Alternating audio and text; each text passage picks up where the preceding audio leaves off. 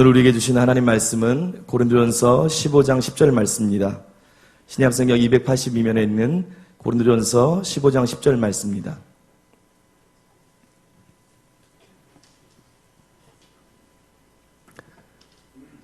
우리 찾으셨으면 한 목소리로 같이 읽겠습니다. 시작. 그러나 내가 나된 것은 하나님의 은혜로 된 것이니 내게 주신 그의 은혜가 헛되지 아니하여 내가 모든 사도보다 더 많이 수고하였으나 내가 한 것이 아니요 오직 나와 함께 하신 하나님의 은혜로라. 아멘. 이제 담임 목사님 나오셔서 하나님의 은혜로다 라는 제목으로 말씀 전해주시겠습니다.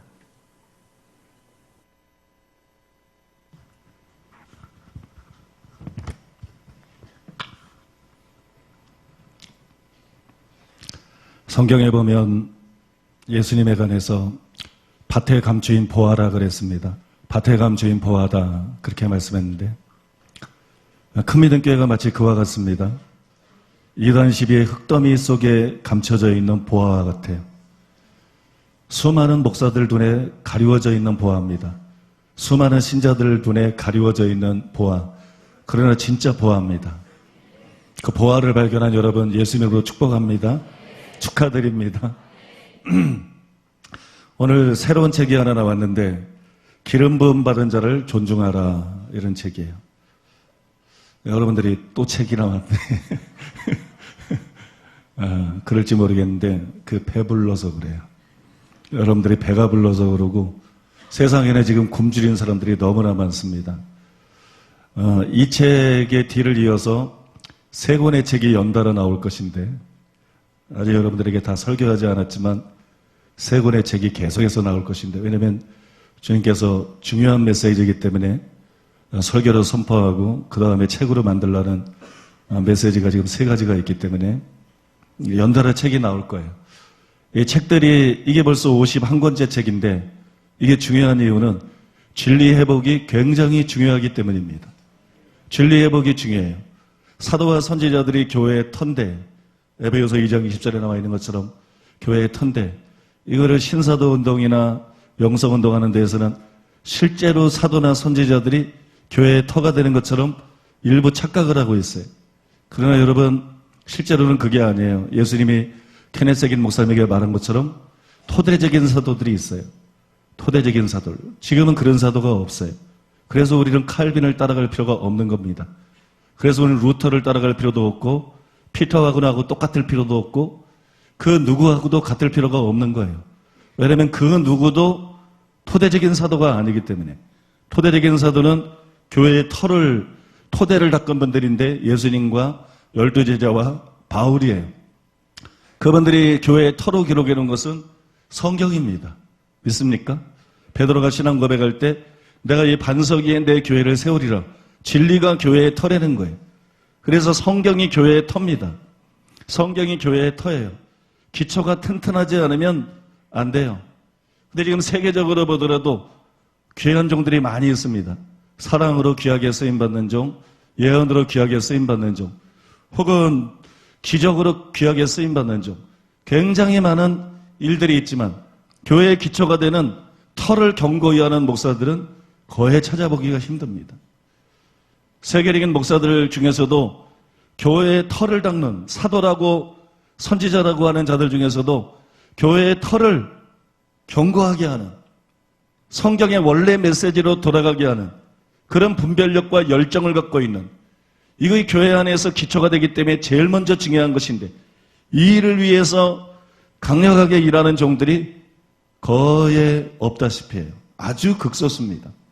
아주 극소수예요. 또 교회의 터를 성경대로 닦는 일은 가장 핍박이 많아요. 가장 핍박이 많고 가장 공격이 많기 때문에 그 일에 앞장서는 사람들도 정직하게 목소리를 못 내고 있어요. 최근에 제가 읽은 책에도 보면 분명히 구원받은 사람을 버림받을 수 있다는 것을 아는 그런 세계적인 저자인데 그걸 은근히 피해가요. 여지껏 전해왔으면서도. 왜냐면 너무 박해가 많기 때문에. 그래서 여러분 교회의 터를 닦는 사역은 하나님께서 특별한 지혜와 분별력을 주실 뿐만 아니라 목숨을 내걸지 않으면 할 수 없는 거예요. 이해관계에 얽매이고 사람 눈치 보면 할 수가 없는 거예요. 그런 사람이 많지 않아요. 하나님께서 큰 믿음 교회를 사용하시는 것입니다. 믿습니까? 여러분, 그리고 그 일을 위해서 책들이 계속 나오는 거예요. 여러분, 설교를 들어서 익숙한 일이라도 이것은 여러분 교회 전체에 굉장히 중요한 일인 것입니다. 그래서 저는 아마 죽을 때까지 책을 쓸 거예요. 나중에 나이가 많이 들어서 담임 목사 은퇴를 하더라도 저는 계속해서 책을 쓸 것입니다. 죽을 때까지 책을 쓸 것입니다. 책을 쓰기 위해서 책을 쓰는 게 아니라 성령께서 분명한 어떤 진리에 대해서 빛을 비춰주시고 분별력을 주시고 통찰력을 주시면 그걸 반드시 죽을 때까지 책을 쓸 것입니다. 여러분, 이 책이 계속해서 출판되는 것이 그런 중요한 의미가 있다는 걸 여러분들이 기억하시고 여러분들이 이 책을 꼭 사서 읽으시고 여러분들이 신앙생활의 터전으로 삼아 쓰기를 바랍니다. 우리는 예언도 중요하고 치유도 중요하고 모든 것이 중요하지만 사랑도 중요하지만 그 모든 것이 하나님 말씀의 기초 위에서 행해져야 됩니다. 하나님 말씀의 기초 위에 서서 모든 것을 행해야 됩니다. 그래서 여러분 계속해서 책을 읽고 이러는 것은 기초를 든든히 하는 것이고 기초를 든든히 하면 든든히 할수록 여러분들이 예언사역을 해도 다른 사람은 10층밖에 못 올린다 그러면 여러분은 50층, 100층을 올릴 수 있는 거예요. 치유사역을 해도 다른 사람은 10층밖에 못 올린다 그러면 여러분 50층, 100층을 올릴 수 있는 것이고 사랑을 실천하더라도 다른 사람은 10층, 20층 올린다 그러면 여러분 100층을 올리는 그런 사랑의 사역을 할 수 있는 것입니다. 진리라 그러는 것은 그렇게 중요한 것입니다. 그래서 여러분 사모하는 마음으로 책을 읽으시기 바랍니다. 이번에 책의 표지가 독특한데요. 제가 다 사람들을 정해줬어요. 사진들이 들어가 있는데 존 웨슬리, 찰스 피니, 조나단 에드워드, 스미스 위글스워스, 존 레이크, 마리아 우드워스 해터, 윌리엄 시모어, 윌리엄 부스, 캐드린 콜만, 존 하이드, 리즈 하월즈, 에이든 토저, 썬다싱, 롤랜드 벅, 케네스 핵인, 밥 존스. 이름을 제가 다 뽑아준 거예요. 여러분 이분들의 책을 전부 읽으시기 바랍니다. 기독교 역사상 이분들이 가장 진리의 회복을 위해서 힘썼던 분이고 받았던 분들이에요. 그게 참 귀한 하나님의 사람들입니다. 그리고 여러분 이런 기름 부음 받은 자를 일어나야 돼요. 예수님께서 말씀하시기를 추수할 것은 많되 일꾼이 적다. 추수하는 주인에게 청해서 추수할 일꾼을 보내어 달라고 하라. 그 추수할 일꾼은 바로 사도들이었어요. 또 그 추수할 일꾼은 바로 능력 전도를 행하는 70인 제자들이었어요. 여러분 추수할 일꾼을 보내어 달라 그랬어요. 추수할 일꾼을 보내어 달라 그래야 바알과 같은 사도들이 일어나는 겁니다. 베드로 같은 사도들이 일어나고 요한과 같은 사도들이 일어나는 것입니다. 목사는 너무 많아요. 지금은 목사가 필요한 때가 아니에요. 목사는 많기 때문에 필요가 없어서가 아니라 많기 때문에 지금 한국교회와 전 세계적으로 필요한 것은 사도들입니다. 선지자들입니다. 복음 전하는 자들입니다. 믿습니까? 추수할 일꾼들을 일으켜 주시옵소서.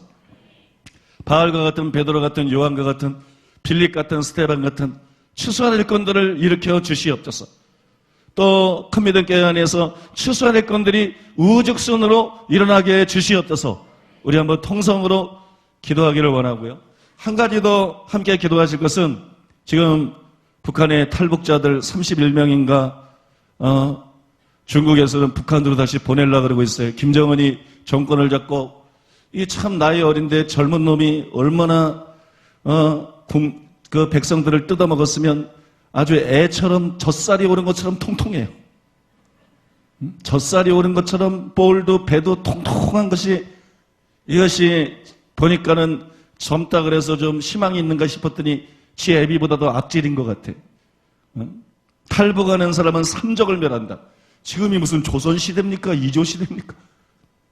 탈북하는 사람은 삼적을 멸한다. 이런 대명천지에 전 세계적으로 있을 수가 없는 것이에요. 그렇게 사악한 인간이에요. 그런 사악한 인간에게 퍼다주지 못해서 노력하는 정치인들도 전부 악인입니다. 그들을 지지하는 자들도 악인입니다. 여러분 이것은 누구를 지지하느냐 마냐 정치 사상의 문제가 아니라 인간 근본적인 그 인간에 대한 문제예요. 이 사람들 지금 되돌아가면은 수많은 사람들이 고문을 당하고 비참하게 개 돼지처럼 죽어갈 것입니다. 저와 여러분과 똑같은 사람입니다. 그들이 북한에서 태어난 것이 무슨 큰 죄입니까? 그들이 먹을 것이 없어서 굶어 죽어가면서 먹을 것을 찾아서 나온 것이 무슨 죄입니까? 여러분, 대한민국은 지금 정계에도 국민들도 악령들이 속이고 있어요. 귀신들이 사람들을 속이고 있어요. 친북 좌파는 죄악입니다. 그것은 악한 것입니다. 믿습니까? 독재자를 돕는 것은 악한 것입니다. 당연히 여러분, 우리는 민주주의를 존중해야 됩니다. 그래서 여러분, 우리가 기도할 때 중국 지도자들 배후의 역사는 귀신들이 묶임을 받게 해 주시옵소서. 하나님이 이 일을 하시는 게 아니에요. 마귀가 이 일을 하는 거예요. 중국 지도자들 배후에는 원수마귀가 묶임받게 하시고, 김정은과 그 배후에는 원수마귀의 세력이 묶임받게 하시고, 친북 좌파들 배후에 속사는 귀신들 원수마귀의 세력이 묶임받게 하시고, 예수 이름으로 무너지게 해 주시옵소서.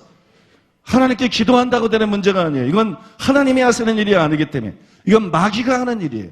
마귀는 항상 도적질하고 죽이고 멸망시키는 자입니다. 이게 마귀에게 속한 건지 아닌지 그거 보면 압니다. 배고파서 탈출했던 국민들을 잔인하게 고민하고 죽인다 그러면 그건 마귀지. 절대적으로 마귀지. 다른 것이 아닌 것입니다. 예수님은 생명을 얻게 하고 풍성히 얻게 하고, 마귀는 도적질하고 죽이고 멸망시키는 것입니다. 도적질하고 죽이고 멸망시킨 자를 돕는 것도 그것은 마귀짓인 것입니다. 지금 마귀짓이라는 목사들이 너무 많아요. 마귀짓이라는 신자들, 마귀짓이라는 교회들이 너무 많아요. 여러분, 예수님께서는 유대교를 믿는 유대인들, 하나님을 믿는 유대인들에게도 너희 아비는 마귀다 그랬어요. 너희 아비는 마귀다. 그래서 너희 아비의 행실을 너희도 그대로 행하고자 한다. 그래서 너희가 너를 죽이라고 한다 그랬어요. 예수를 믿는다 그래서 마귀에게 쓰임받지 않는 게 아니에요. 예수를 믿으면서도, 목사면서도 얼마든지 마귀짓을 할 수 있는 것입니다. 교회가 얼마든지 마귀짓을 할 수 있는 것입니다. 마귀에게 쓰임받을 수 있는 것입니다.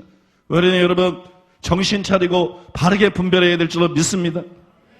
교회 카페 안에 너무 많은 정치적인 얘기들이 올라가서 일주일에 한 건 이상 올린 사람은 강퇴시킨다. 그러게 조치를 했더니 어떤 사람은 자유 게시판에 올리더라고요. 자유 게시판도 똑같이 칩니다. 자유 게시판이든 기도로 나를 구합시다는 어디든 일주일에 하나 이상 올리면 강퇴시킵니다. 왜냐하면 정치적인 얘기는 교회 카페가 도배가 되는 것을 원치 않기 때문에. 그러나 나는 분명히 말합니다. 제가 말하는 정치적인 소신에 반대돼서 교인이 떠난다 그러면 나는 말리지 않을 것입니다. 이것은 내 신앙 양심의 문제입니다. 이것은 인간으로서 내 신앙 양심의 문제이기 때문에 나는 죽을 때까지 이것을 타협하지 않습니다. 모든 신자가 떠나도 나는 타협하지 않습니다. 결과와 아무런 상관이 없습니다. 도적질하고 죽이고 멸망시키는 자를 반대하는 것은 인간으로서 마땅히 해야 될 일이고, 그런 자들에게 퍼다주지 못해서 안달인 자들, 북한 인권에 대해서 침묵하는 친북 좌파는 그것을 반대하는 것은 국민들의 100%가 친북 좌파가 된다 할지라도 나는 그렇게 외치다가 죽을 것입니다. 여러분, 그것은 내 신앙 양심의 문제입니다. 그래서 나는 성도들 중에 몇 명이 반대하든 성도들 중에 몇 명이 떠나가든 나는 죽을 때까지 절대로 바뀌지 않습니다. 이것은 내 정치 성향이 아니기 때문입니다. 이것은 내 신앙 양심의 문제입니다. 이것은 영분별의 문제예요. 이것은 신앙 양심의 문제예요. 이것은 하나님의 교회가 위협을 받고 있는데, 친북 좌파가 제일 공격하는 것이 교회입니다. 노무현 정권 때 교회를 짓는데 교회를 짓기 어렵게 만들려고 주변 사람들의 3분의 2의 동의를 받지 않으면 교회를 지을 수 없다. 그러면 여러분, 교회를 지으라고 불신자들이 3분의 2가 동의해 줄 리가 있어요? 아예 교회를 못 짓게 만들기 위해서 그런 법을 상정하려고 그랬다. 안 되니까 교회 짓는 거를 지금도 얼마나 어렵게 만들어놨는지. 우리도 교회를 건축하면서 많은 불이익을 당하고 있고 참 많은 손해를 보고 있습니다. 여러분, 친북 좌파는 교회를 적으로 하고 있습니다. 교회를 적으로 하고 있기 때문에 여러분, 제정신 가지고 영분별하면 그 배우가 적그리스도의 영인 것을 알 수 있고, 우리는 그것을 반대해야 되는 것입니다. 믿습니까? 우리는 눈에 보이는 이익, 눈에 보이는 손해, 거기에 연연하지 않습니다. 우리는 무엇이 옳은 것인가, 무엇이 그런 것인가, 무엇이 하나님 보실 때 바른 것인가, 그것만 생각합니다. 그래서 나는 그런 거 가지고 여러분 비유를 맞출 생각도 없고 성도가 얼마나 떨어든 그것 때문에 내 말을 바꿀 이유도 없고 나는 목숨을 걸 것입니다. 그래서 여러분 이 시간에 우리가 기도할 때 원수마귀의 세력을 묶어주시옵소서. 중국 정부, 북한 정부, 친북 좌파 배회 역사는 원수마귀의 세력은 예수의 이름으로 결박을 받을지어다. 예수의 이름으로 묶임을 받을지어다. 예수의 이름으로 살인을 중단할지어다. 고문을 중단할지어다. 국민들을 굶겨 죽이는 일을 중단할지어다. 그렇게 여러분 명령하면서 기도해야 될 줄로 믿습니다. 이건 하나님이 하는 일이 아니라 마귀가 하는 일이기 때문에 마귀에게 예수 이름의 권세로 명령해서 중단시켜야 될 줄로 믿습니다. 이 시간에 그런 기도를 하나님 앞에 올리겠습니다. 자비하시고 거룩하신 아버지 하나님, 아버지 하나님의 사랑과 은혜를 생각할 때 감사드리고 찬송드리고 찬양드리며 주님께 영광 돌립니다. 주님, 커미든 교회를 진리의 복을 위해서 사용해 주심을 감사드립니다. 커미든 교회를 진리의 복을 위해서 사용해 주심을 감사드립니다. 진리의 빛을 비춰주시고 분별력을 주시고 이해를 주시고 진리를 위해서 목숨 걸 수 있는 용기를 주셔서 아버지의 수를 진리의 복을 위해서 기치를 내걸고 아버지 또한 주님 나라를 위해서 많은 핍박을 당하고 음해를 당하게 하심을 감사드리고 찬송드리고 찬양드립니다. 자비로우시고 거룩하신 주님, 자비로우시고 거룩하신 주님, 추수한 일꾼들이 필요합니다. 책 표지에 나오는 위대한 하나님의 사람들처럼 사도들이 일어나야 됩니다. 선지자들이 일어나야 됩니다. 빌립 같은 스데반 같은 기적을 행하는 도시를 진동시킬 수 있는 복음 전도자들이 일어나야 됩니다. 자비로우시고 거룩하신 주님, 추수한 일꾼을 보내어 달라고 하라고 말씀했습니다. 추수한 일꾼을 보내어 주시옵소서. 추수한 일꾼을 보내 주시옵소서. 바울과 같은 추수한 일꾼을 보내 주시옵소서. 베드로 같은 추수한 일꾼을 보내 주시옵소서. 요한과 같은 추수한 일꾼을 보내 주시옵소서. 빌립과 같은 추수한 일꾼을 보내 주시옵소서. 스미스 위글스워스 같은 추수한 일꾼이 나오게 하소서. 존 웨슬리 같은 추수한 일꾼이 나오게 하소서. 찰스 피니 같은 추수한 일꾼이 나오게 하소서. 캐드린 쿨만 같은 추수한 일꾼들을 보내 주시옵소서. 마리아 우드워드 에서 에터와 같은 추수한 일꾼을 보내 주시옵소서. 윌리엄 부스와 같은 추수한 일꾼을 보내주시옵소서. 썬다신과 같은 추수한 일꾼들을 보내주시옵소서. 주님, 추수한 일꾼들을 보내주시옵소서. 이 한국 땅에 교계 목사들로만 가득 차 있습니다. 그래서 교인 쟁탈전이 나버리고 서로 시기하고 비판하고 정죄하는 아비규환이 되어 있습니다. 사도들이 일어나게 하여 주시옵소서. 선지자들이 일어나게 해 주시옵소서. 목사 복음 전하는 자들이 일어나게 해 주시옵소서. 제대로 된 핵인 목사님 같은 토저 같은 제대로 된 교사들이 일어나게 하여 주시옵소서. 자비로우시고 거룩하신 주님, 진리가 회복되게 하시고 사랑을 해도 진리 위해서, 예언을 해도 진리를 위해서, 치유사역을 위해도 진리를 위해서, 진리의 기초에서 모든 사역이 이루어질 수 있도록 주님 도와주시기를 원합니다. 주님, 우리와 똑같은 사람들이, 우리와 똑같은 고통을 느낄 수 있는 사람들 30여 명의 목숨이 경각에 달려 있습니다. 중국에서 야비하게도 북송을 하려고 하고 있습니다. 중국의 양심이 언제나 깨어날 것입니까? 용의 나라, 사악한 나라, 주님, 중국을 기억하시고 그들의 악행을 멈춰지게 하여 주시옵소서. 중국 지도자들 폐회 역사는 악하고 더러운 귀신은 예수 이름으로 묶임을 바를지어다. 그들의 이성을 마비시키고 그들의 양심을 마비시키는 원수마귀의 세력은 예수 이름으로 묶임을 바를지어다. 예수 이름으로 결박을 바를지어다. 예수 이름으로 결박을 바를지어다. 주님, 불쌍히 여기소서. 주님, 긍휼히 여기소서. 30여 명의 목숨을 불쌍히 여기소서. 김정은과 공산주의 폐회 역사는 원수마귀의 세력 예수 이름으로 묶임을 바를지어다. 대한민국 국민들의 눈을 속이는 친북 좌파 배회하는 악하고 더러운 귀신들아, 살인의 영들아, 이기주의의 팽배한 영들아, 예수 이름으로 결박을 받을지어다. 예수 이름으로 결박을 받을지어다. 예수 이름으로 묶임을 받을지어다. 예수 이름으로 결박을 받을지어다. 예수 이름으로 묶임을 받을지어다. 교 목사들의 눈을 어둡게 만들고 성도들의 눈을 어둡게 만들고 분별력 없게 만들고 정치적인 계별에 속아 넘어가게 만드는 원수마귀의 세력 예수 이름으로 이 땅에서 먹김을 바를지어다. 예수 이름으로 이 땅에서 결박을 바를지어다. 예수 이름으로 먹김을 바를지어다. 주님, 그들을 구원하여 주시옵소서. 불쌍히 여겨 주시옵소서. 역사하여 주시옵소서. 예수님의 이름으로 기도하옵나이다. 아멘.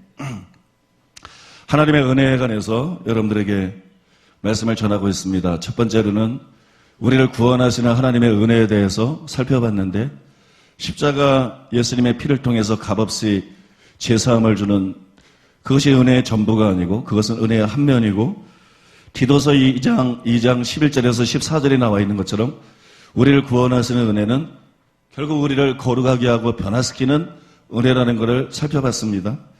그 다음에 지난 시간에는 두 번째로 성경을 이해하고 분별하는 것은 단순히 지성 문제가 아니다. 그것은 하나님의 은혜의 문제다. 하나님의 은혜가 아니면 아무리 똑똑하고 명철한 사람도 진리를 제대로 이해하거나 분별하는 것이 불가능하다는 것에 대해서 말씀을 드렸습니다. 그것이 에베소서 3장 1절이야 8절에 나오는데, 바울이 성경을 기록하고 진리를 제대로 분별한 것은 하나님의 은혜로 된 것이라는 것, 그의 지성으로 가능했던 것이 아니라 하나님의 은혜로 된 것이라는 것이 분명하게 나와 있습니다. 한국교회뿐만 아니라 세계교회 안에 이토록 말씀에 대한 무지가 가득한 것은 구원론, 견인의 교리, 무슨 성령의 은사에 대한 거, 사도나 선지자에 대한 거, 얼마나 많은 무지가 거의 목사들을 단체적으로, 교단들을 단체적으로, 한국교회와 세계교회를 거의 단체적으로, 일부 예외가 있기는 하지만 속이고 있는지 몰라요. 왜 이런 엄청난 미혹들이 교계를 강타하고 있는 것인가? 그것은 종교개혁이 시초부터 문제가 있기 때문이에요. 종교개혁이 성령의 기름 부음과 성령의 빛 속에서 되었어야 되는데, 루터도 칼빈도 그 당시 르네상스 영향을 받아가지고 다 이성을 존중하고 계시를 터부시하고 성령의 은사와 능력을 터부시하는 이런 지적인 사람들이었기 때문에, 그대로 지적인 사람들이 신학을 발전시켜 왔기 때문에, 기독교는 지적인 사람들이 세우고 발전시켜 온 것이 아니라 구약의 선지자들, 신약의 사도들, 전부 성령의 사람들, 계시적인 사람들이 진리를 바로 하나님의 은혜로 분별하고 이끌어왔던 것인데, 도대체 이 교회는 종교개혁 이후로 계속 지적인 사람들이 교회를 이끌어왔기 때문에, 그들이 여러분 유대교의 지적인 사람들이 장로의 유전을 만들어서 하나님의 말씀을 수없이 폐했던 것처럼, 이제는 목사와 신학자들이 자기네들의 지성으로 교리를 만들고 여러 가지 신학 이론을 만들면서 하나님의 말씀을 수없이 폐해버려서 교회가 지금 이 모양이 돼버린 것입니다. 그래서 진리의 회복이 절실히 필요한 것입니다. 믿습니까? 담임 목사가 말한다고 믿을 수 있는 그런 시대가 아니에요. 목사가 말한다고 맞는 그런 시대가 아니에요. 신학자가 말한다고 믿을 수 있는 그런 시대가 아닙니다. 지금은 진리의 회복이 절대로 필요한 시대인데, 그것은 하나님의 은혜로 되는 줄로 믿습니다. 그것은 성령의 가르침으로 되는 줄로 믿습니다. 그것을 지난 시간에 말씀을 드렸습니다.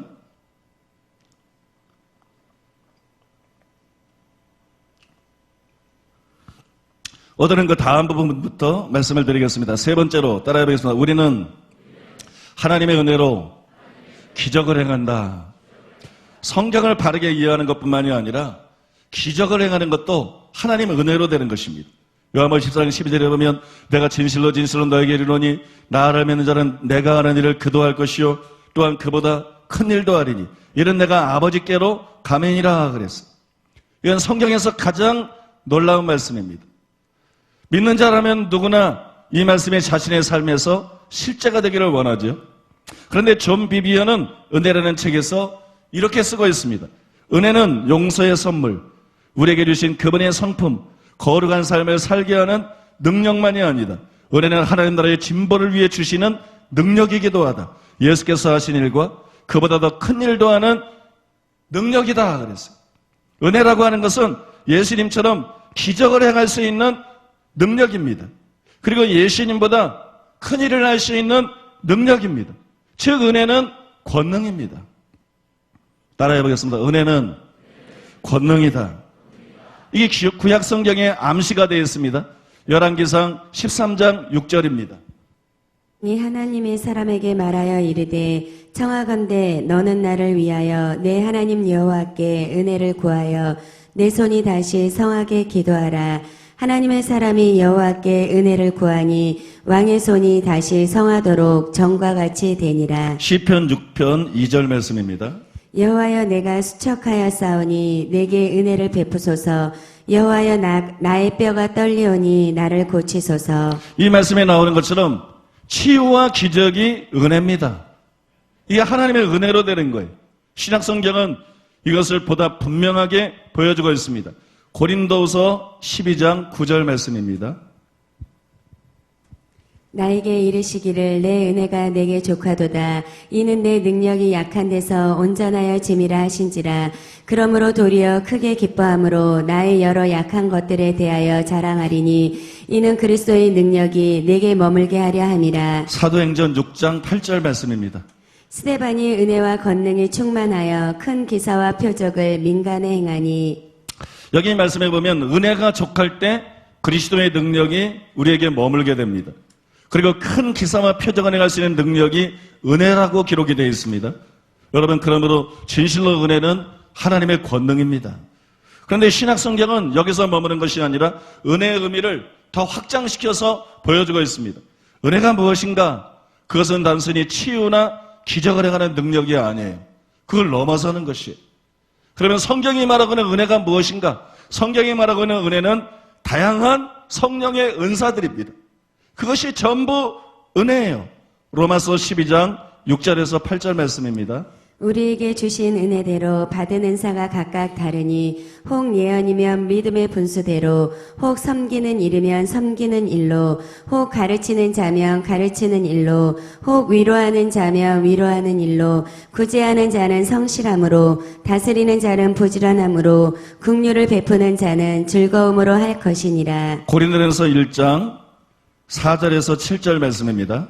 그리스도 예수 안에서 너희에게 주신 하나님의 은혜로 말미암아 내가 너희를 위하여 항상 하나님께 감사하노니 이는 너희가 그 안에서 모든 일 곧 모든 언변과 모든 지식의 풍족함으로 그리스도의 증거가 너희 중에 견고하게 되어 너희가 모든 은사에 부족함이 없이 우리 주 예수 그리스도의 나타나심을 기다림이라. 그리고 베드로전서 4장 10절 말씀입니다. 각각 은사를 받은 대로 하나님의 여러 가지의 은혜를 맡은 선한 청지기 같이 서로 봉사하라. 여러분, 이 말씀들이 보여주는 것처럼 성령의 모든 은사가 은혜예요. 성령의 모든 은사가 하나님의 은혜입니다. 그것은 은혜의 선물입니다. 실제로 은사라는 말은 헬라어로 카리스마라고 하는데 은혜의 선물, 값없이 주는 선물, 그런 뜻을 가지고 있습니다. 그러므로 성령의 은사가 은혜이기 때문에, 성령의 은사가 은혜의 선물이기 때문에 성령의 은사를 받았을 때 성령의 은사를 받은 사람들은 다음 구절을 명심해야 됩니다. 고린도전서 4장 7절에 보면 누가 너를 남달리 구별하였느냐? 내게 있는 것 중에 받지 아니한 것이 무엇이냐? 내가 받았은즉 어찌하여 받지 않은 것 같이 자랑하느냐? 그랬어요. 성령의 은사는 하나님의 선물입니다. 그것은 은혜입니다. 그래서 자기에게 난 것처럼 자랑하면 안 됩니다.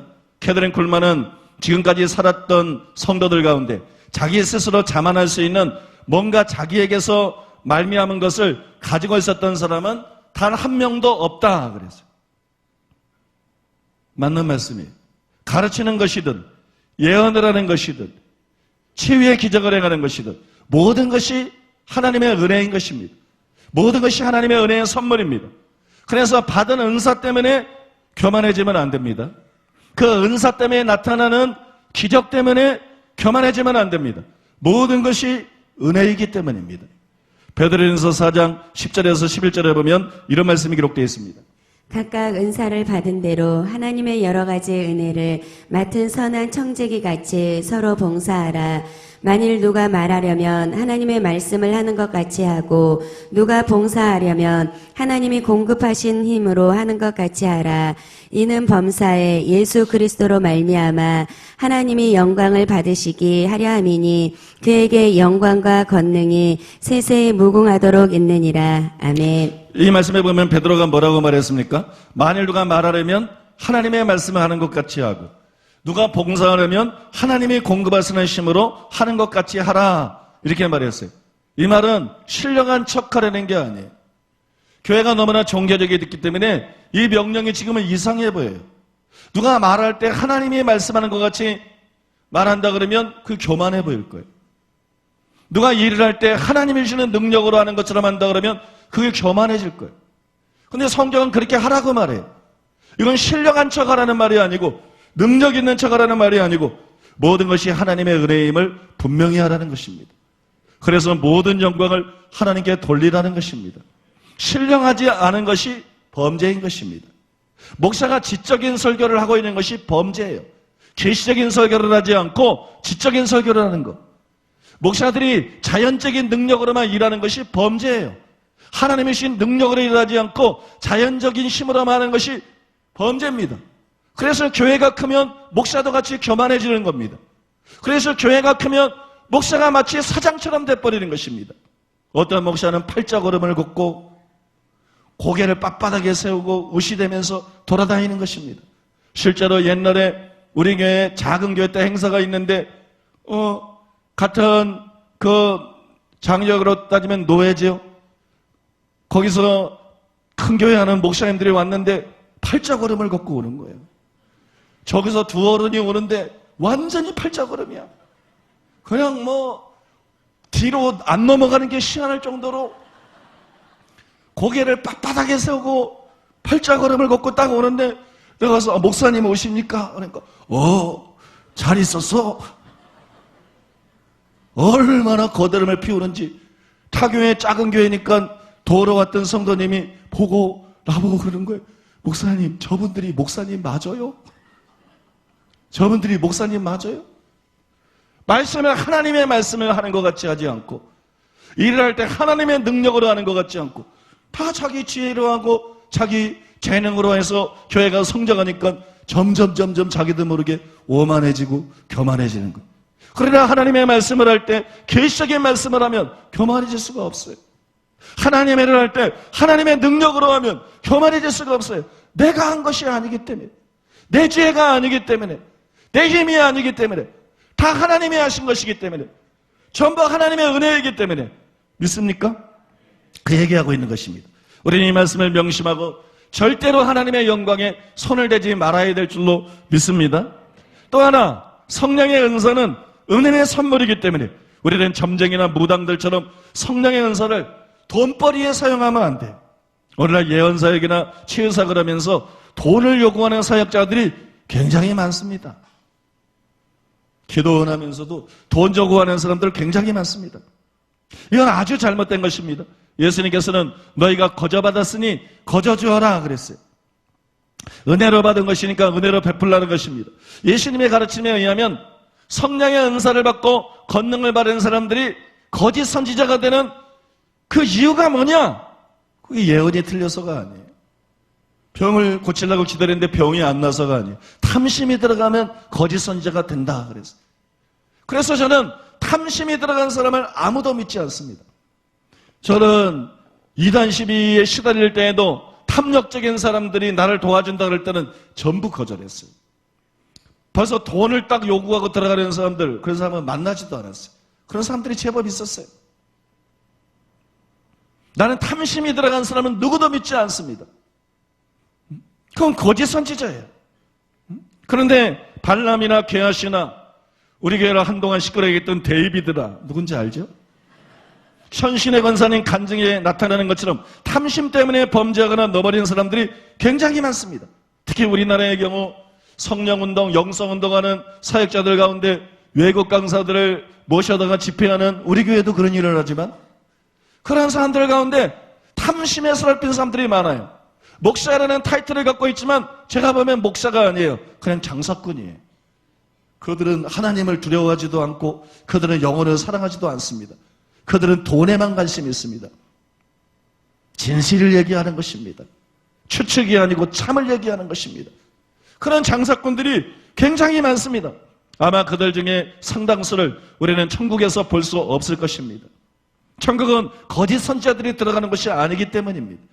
그러면 우리는 두려워해야 돼요. 탐심을 버려야 됩니다. 사랑의 동기로서 모든 사역을 감당해야 될 줄로 믿습니다. 그건 그렇고, 여러분은 자기 은사가 뭔지 아세요? 자기 은사가 무엇인지 발견했습니까? 그리고 자기 은사를 활성화했습니까? 제가 며칠 전에 기복경 목사님을 만나서 그런 얘기를 했어요. 내가 은혜를 받고 미래의 능력을 받아가지고 치유 사역을 행하더라도 나의 사역은 말씀을 선포하는 것이다. 믿는 자에게 표적이 나타난다 그랬으니까 모든 교역자들에게 표적이 많게나 적거나 간에 나타나는 것이 정상인 것입니다. 그래서 저도 당연히 그런 것을 추구합니다. 치유 기도를 안 하는 이유는 너무 잘하는 사람이 많기 때문에, 구체적으로 치유 기도는 안 하지만 저도 여러분 그런 사역들을 당연히 추구합니다. 그러나 하나님의 능력으로 치유 역사들이 나에게 나타난다 할지라도 나의 주된 사역은 말씀을 전하는 것이다. 나의 주된 사역은 말씀을 선포하는 것이다. 제가 고등학교 때 저는 신비적인 걸 좋아하는 사람이에요. 종교적인 사람이 아니에요. 방언 통배를 굉장히 사모했어요. 예언의 은사를 굉장히 사모했어요. 환상 보기를 정말 원했어요. 병 고치는 은사를 굉장히 사모했어요. 신령한 은사들을 굉장히 사모했습니다. 그 은사를 구하고 또 구했습니다. 그게 안 오는 거예요. 구하지도 않은 사람한테는 불쑥불쑥 오는데 암만 구해도 안 오는 거예요. 그랬을 때 당시 제 주변에서 가장 이 은사적으로 믿을 수 있는 그런 전도사님이, 여전도사님이 저에게 그런 얘기를 했어요. 하나님께서는 말씀으로 사용을 하실 것이다. 제가 고등학교 때를 기억되는데, 하나님께서는 형제를 말씀으로 사용할 것이다. 하나님의 형제를 다른 은사로 사용하는 것이 아니라 말씀으로 사용할 것이다. 그러니까는 자꾸 은사만 구하고 있지 말고 성경을 많이 읽어라. 성경을 많이 읽고 책을 많이 읽고 연구를 많이 해라. 왜냐하면 하나님은 당신을 말씀을 통해서 사용하도록 선택하셨다. 말씀의 종이 되도록 선택하셨다. 그때 이후로 제가 몇 번을 그런 얘기를 들었어요. 하나님은 당신을 미래의 말씀을 통해서 사용하실 것이다. 그때 이후로는 제가 은사 구하는 것을 중단했어요. 은사 구하는 것을 중단하고 성경을 열심히 보기 시작했어요. 책들을 열심히 읽고 말씀의 은사를 집중적으로 구하기 시작했어요. 왜냐하면 그게 저의 은사기 때문입니다. 한 사람에게 모든 은사를 나눠주는 게 아니고, 믿는 자가 병을 고치시는 것은 사실이지만 모든 사람에게 신의 은사가 주어지는 게 아니고, 어떤 사람에겐 지혜의 말씀을, 어떤 사람에겐 지식의 말씀을, 어떤 사람에겐 믿음을, 어떤 사람은 병 고치는 은사를, 어떤 사람에게는 방언 통변을. 믿습니까? 자기의 은사가 뭔지를 알아야 돼요. 설사 5가지나 7가지나 9가지 성령의 은사를 받았더라도 그 사람의 주된 은사가 있습니다. 하나님의 그 사람의 주된 부르심이 있어요. 그 부르심을 성취하는 데 필요한 은사가 있어요. 저의 주된 부르심, 저의 주된 은사는 말씀입니다. 믿습니까? 내가 제일 잘할 수 있는 은 말씀이에요. 내가 예언사에 가면 큰일 납니다. 내가 치유사에 가면 사람들이 별로 안 모입니다. 내가 제일 잘할 수 있는 일은 말씀이에요. 여러분, 자기 은사가 무엇인지를 발견해야 돼요. 그리고 그 은사를 활성화시켜야 됩니다. 다른 사람과 같이 되려고 그러면 안 돼요. 자기 길을 가야 돼요. 자기 역할을 해야 돼요. 눈이면 눈의 역할, 코면 코의 역할, 귀면 귀의 역할, 입이면 입의 역할. 자기 은사를 발견하고 자기 역할을 해야 될 줄로 믿습니다. 우리는 자기 은사를 발견하고 그 은사를 받아야 됩니다. 그 은사를 활성화시켜야 됩니다.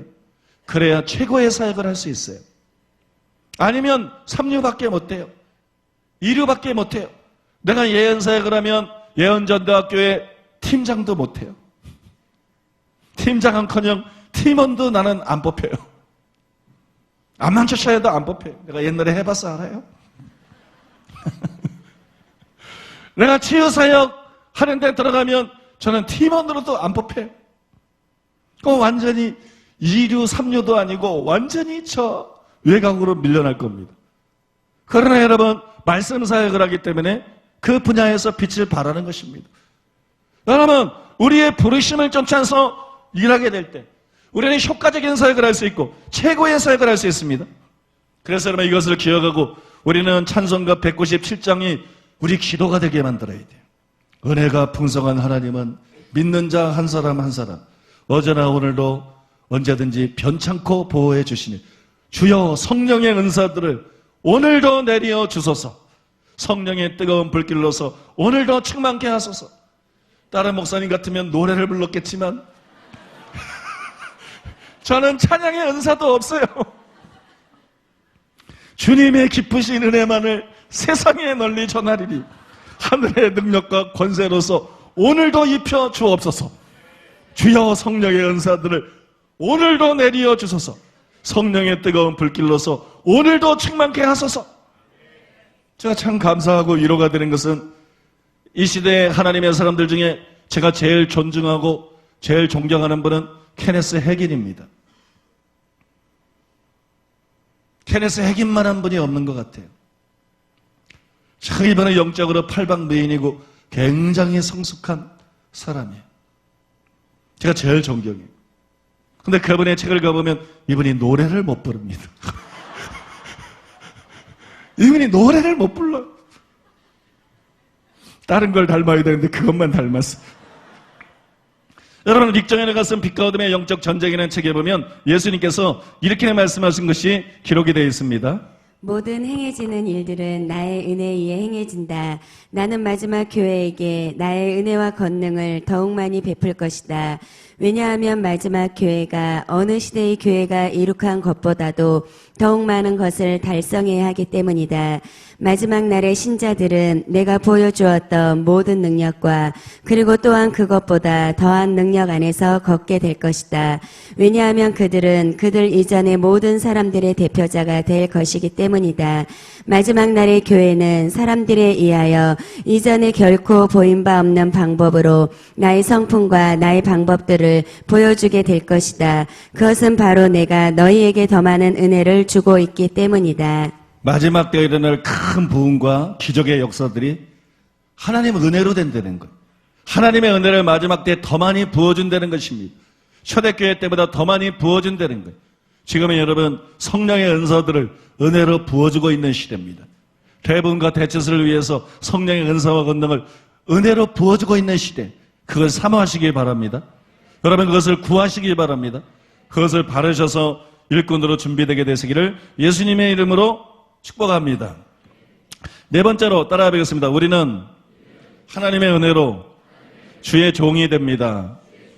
성령의 은사뿐만이 아닙니다. 교회 안에서의 다양한 직분도 하나님의 은혜입니다. 그래서 직분 때문에 교만해지면 안 되는 거예요. 직분 때문에 교만해지면 안 돼요. 어떤 사람은 내가 사도라 부름을 받았다. 그렇다고 교만하다 그래요. 되게 웃긴 거예요. 얼마나 목사들의 사고방식이 비성경적인지 정말 내가 너무 놀래요. 진리가 회복되어야 됩니다. 사도 바울은 끊임없이 자기가 사도라 그랬습니다. 바울이 교만한 겁니까? 베드로도 자기를 사도라 그랬습니다. 그럼 교만한 겁니까? 그거하고 상관없는 거예요. 교만은 그런 거하고 상관없는 거예요. 믿습니까? 우리는 직분 때문에 교만해지면 안 됩니다. 직장에서 보면 상사들이 부하 직원들에게 하대하는 것을 봐요. 막 반말을 쓰죠. 그런데 때때로 우리는 목회자들이 성도들에게 반말을 쓰는 걸 봅니다. 큰 믿음 교회에서는 그런 일을 못 볼 거예요. 큰 믿음 교회에서 그러면 해고시킵니다. 또 부흥사들이 강대상에서 성도들에게 반말하는 일들이 있어요. 우리는 그런 강사들은 초청을 안 합니다. 이건 제가 제일 싫어하는 일이에요. 그리고 잘못된 일입니다. 왜냐하면 하나님의 종은 자기가 잘나서 된 것이 아니고 하나님 은혜로 된 것이에요. 이게 에베소 4장 7절이야 12절에 분명하게 나타나 있는데 이 구절 읽을 때 여러분들이 잘 추적하면서 잘 들으시기 바랍니다. 우리 각 사람에게 그리스도의 선물의 분량대로 은혜를 주셨나니 은혜를 주셨나니 그랬죠. 예.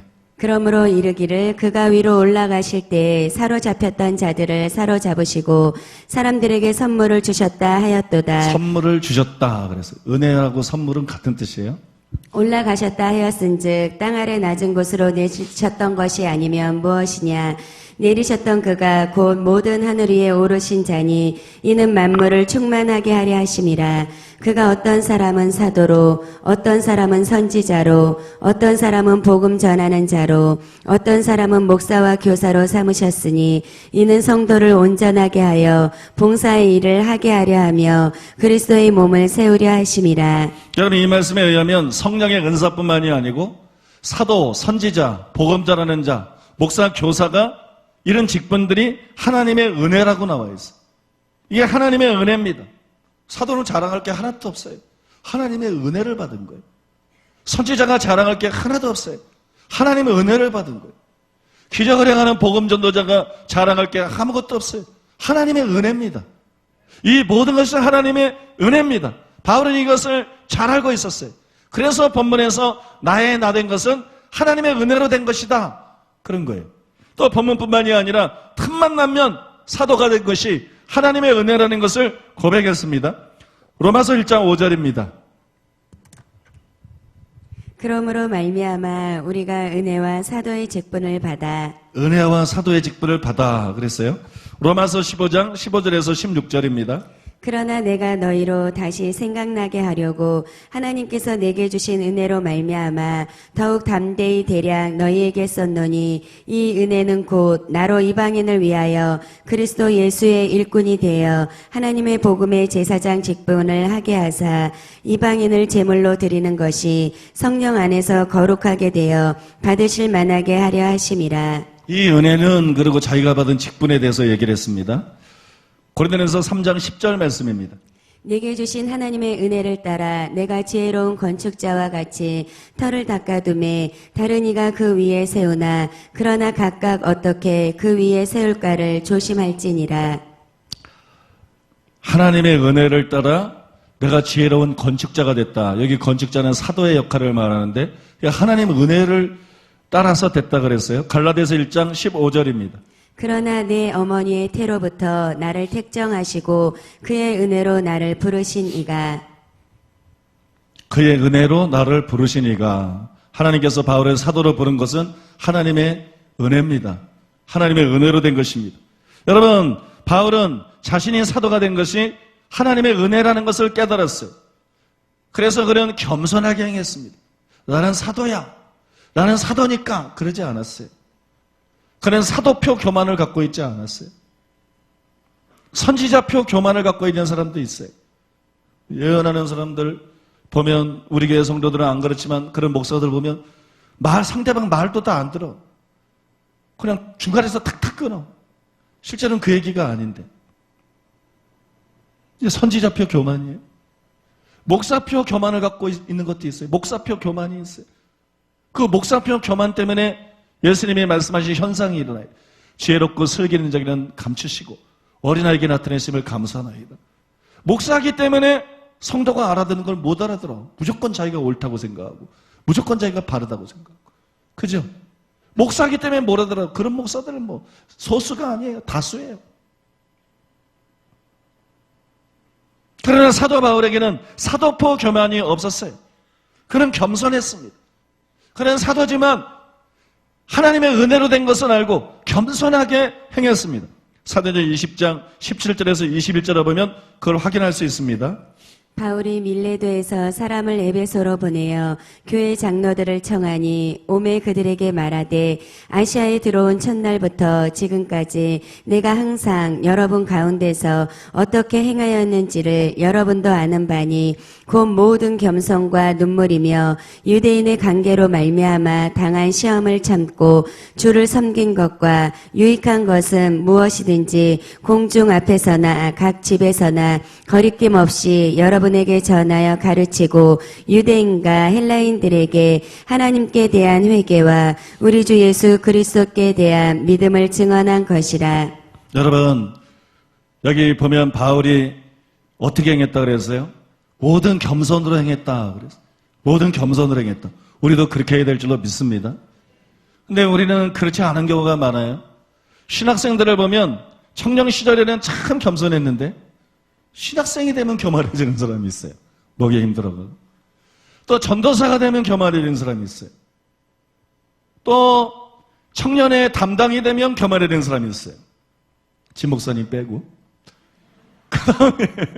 그 다음에 지교의 담당이 되면 교만해지는 사람이 있어요. 저는 그걸 굉장히 많이 봅니다. 목회자들을 임명하면서 굉장히 그런 걸 많이 봐요. 이거는 있을 수 있는 일이에요. 이거는 저에게도 많이 일어났던 일이고 있을 수 있는 일이에요. 성장 과정 속에서 있을 수 있는 일이에요. 그러나 속히 회개해야 됩니다. 속히 돌아서야 됩니다. 그렇지 않으면 사람이 망가집니다. 하나님이 크게 쓸 수가 없습니다. 하나님은 교만한 사람을 낮추는 분이 있어요. 하나님은 겸손한 사람을 높이는 분이 있어요. 정말 하나님께 크게 쓰임받기 위해서는 반드시 겸손해야 될 줄로 믿습니다. 하나님의 손 앞에서 겸손해야만 크게 쓰임받을 수 있습니다. 세상의 정치인이나 사업가나 학자들, 이런 사람들도 교만하면 안 되지만 목회자는 더 교만하면 안 돼요. 왜 그렇습니까? 목회자는 원칙적으로 교만하거나 자랑할 수가 없는 존재예요. 왜냐하면 그들과는 달리 하나님께 쓰임받는 자는 자기가 달라서 된 게 아니에요. 자기가 잘나서 된 게 아니에요. 하나님 은혜로 된 거예요. 목회자들 중에 잘나지 않은 사람들이 많아요. 고린도전서 1장 26절 이하에 나온 것처럼 이 평범한 사람들이 많습니다. 혹은 평범해도 못 미치는 사람들이 많아요. 저도 그런 사람이에요. 저도 그런데 하나님께 부름을 받고 쓰임받는 사람. 그리고 또 목회자 중에 잘난 사람들도 많아요. 조영기 목사님 같은 분들은 잘났어요. 목회자들 중에 잘난 사람들도 많아요. 그러나 여러분, 누구도 교만할 수가 없습니다. 설사 잘난 사람이라 할지라도 그것 가지고 목회할 수는 없어요. 그것 가지고 설교할 수는 없어요. 사도 바울이 잘난 사람이지만 그 잘난 거 가지고는 핍박자밖에 못했어요. 하나님 은혜가 임했을 때 성경을 바로 이해할 수 있고 깨달을 수 있었고 진리를 제대로 선포할 수 있었어요. 하나님의 사역은 하나님의 은혜를 필요로 합니다. 나중에 말씀드리겠지만 사도 바울이 자랑한 게 있어요. 나는 다른 사람들처럼 육체의 지혜로 행하지 않고 하나님 은혜로 행한다. 이것이 우리의 자랑이다. 그래서 이것이 바울과 바울의 동력자들의 자랑이었어요. 우리는 육체의 지혜로 행하지 않고 하나님 은혜로 행한다. 오늘날 목사님들을 보세요. 거의 다 육체의 지혜로 행합니다. 머리도 육신에 속해 있는 것. 지식. 거의 다 육체의 지혜로 행해요. 육체로 지혜로 행하는 것을 자랑합니다. 강해 설교를 잘하고 제자 훈련을 잘하고. 그러나 사도 바울은 육체의 지혜로 행하지 않았어요. 하나님의 은혜로 행했습니다. 믿습니까? 사역은 육체의 지혜로 행하는 게 아니에요. 너무나 많은 목사들이 육체의 지혜로 행합니다. 육체의 지혜로 설교하고 육체의 지혜로 목회합니다. 육체 빼놓으면 없어요, 교회가. 대부분의 교회들이. 은혜의 역사가 없어요. 은혜의 역사가. 하나님 은혜의 역사가 없어요. 저건 하나님이다. 저건 하나님께서 온 것이다. 저건 하나님의 은혜다. 이게 없어요. 그러니 사람들이 교만해지고 사람들이 영광을 다 받는 것이 당연한 게 교회가 돼버렸어요. 우리는 육체의 지혜가 아니라 하나님의 은혜로 행해야 됩니다. 믿습니까? 목회자들은 평범한 사람들을 많이 쓰고 잘난 사람들은 소수예요. 잘난 사람도 자랑할 수 없어요. 평범한 사람이 어떻게 성도들 가운데는 정계에서 재계에서 또는 학계에서 사회 각 분야에서 잘난 사람도 많고 지도자들도 많은데 평범한 사람들이 평범에 못 미치는 사람들이 어떻게 그들에게 설교할 수 있고 그들을 대상으로 목회할 수 있느냐? 하나님의 은혜 때문이에요. 하나님의 은혜가 미련한 자를 지혜롭게 만들고 하나님의 은혜가 약한 자를 강하게 만들기 때문이에요. 하나님의 은혜 때문이에요. 목회자는 하나님의 은혜로 되는 것입니다. 잘나고 똑똑한 사람으로 그것으로 목회하고 설교할 수 있는 것이 아니라 하나님 은혜가 필요한 것입니다. 인간의 똑똑함이 하나님의 은혜를 대체해버렸어요. 인간의 인격이 성령의 열매들을 대체해버렸어요. 이것이 한국 목사들의 세계의 특징입니다. 이것이 이 시대의 교회들의 다수의 특징입니다. 인간의 것이 하늘의 것을 대신해버렸어요. 인간의 지혜가 하늘의 계시를 대신해버렸어요. 인간의 재능과 프로그램이 하늘의 능력을 대신해버렸어요. 인간의 인격과 매너가 하늘로부터 오는 성령의 열매를 대신해버렸어요. 그래서 성도들 앞에서는 너무나 부드럽고 점잖하고 인격적이고 매너 있는데 반응하는 걸 보면 이기적인 것입니다. 다른 교회를 이단으로 매도하고 아닌데도 이기적이기 짝이 없는 거예요. 왜냐하면 성령의 열매가 아니에요. 그리스도의 마음은 없어요. 불신자도 가지고 있는 인격을 갖고 있는 겁니다. 불신자 중에도 인격 훌륭한 사람 많아요. 그걸 가지고 있는 겁니다. 그런 매너를 가지고 있는 겁니다. 그것으로 목회를 하는 것입니다. 여러분 이게 바뀌어야 됩니다. 주의 종들은 자랑할 수가 없어요. 못난 사람들도 하나님 은혜로 지도자가 되는 거예요. 잘난 사람도 그 잘난 거 가지고 안 되는 거예요. 바울에게 하나님의 은혜가 필요하고 사도 바울이 누구보다 똑똑하고 열정적이었지만 내가 나 된 것은 하나님의 은혜로 된 것처럼 은혜로 된 거라고 고백한 것처럼 하나님의 은혜로 주의 종이 되는 것입니다. 하나님 은혜로 설교하고 하나님 은혜로 사역하는 것입니다. 교회 안에서 하나님 은혜가 회복이 되어야 돼요. 목사들에게서 하나님 은혜가 회복이 되어야 돼요. 교단들 안에 하나님 은혜가 회복이 되어야 돼요. 믿습니까? 마태복음 20장 25절에 28절에 보면 이런 말씀이 나옵니다. 예수께서 제자들을 불러다가 이르시되 이방인의 집권자들이 그들을 임의로 주관하고 그 고관들이 그들에게 권세를 부리는 줄을 너희가 알거니와 너희 중에는 그렇지 않아야 하나니 너희 중에 누구든지 크고자 하는 자는 너희를 섬기는 자가 되고 너희 중에 누구든지 으뜸이 되고자 하는 자는 너희의 종이 되어야 하리라. 인자가 온 것은 섬김을 받으려 함이 아니라 도리어 섬기려 하고 자기 목숨을 많은 사람의 대속물로 주려 함이니라. 여러분 이것은 주님이 사도들에게 하신 말씀이에요. 사도들에게 한 말씀. 그러니까 여러분 목회자로 부름받은 모든 사람들이 이 말씀을 가슴에 새겨야 됩니다. 우리는 세상의 주권자들처럼 행하면 안 돼. 우리는 세상의 대인들처럼 행하면 안 돼. 우리는 겸손히 섬기는 자가 되어야 됩니다. 이게 목회자들뿐만이 아니라 직분자들도 마찬가지예요. 또 평신도 사역자들도 마찬가지예요. 우리는 내가 나에다는 것은 하나님의 은혜가 된 것임을, 하나님의 은혜로 된 것임을 한시도 잊으면 안 되는 것입니다. 그래서 바울처럼 겸손히 행해야 됩니다. 겸손히 행하는 저와 여러분 되시길 바랍니다. 모든 교만을 내려놓게 되시기를 바랍니다. 다섯 번째는 건너뜁니다.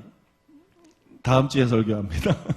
다섯 번째는 너무 길어가지고 다섯 번째 제목이나 한번 알아두죠. 따라해서 우리는 하나님의 은혜로 성공하고 번영합니다. 이건 다섯 번째 다음 주에 말씀을 드리겠습니다. 길어서.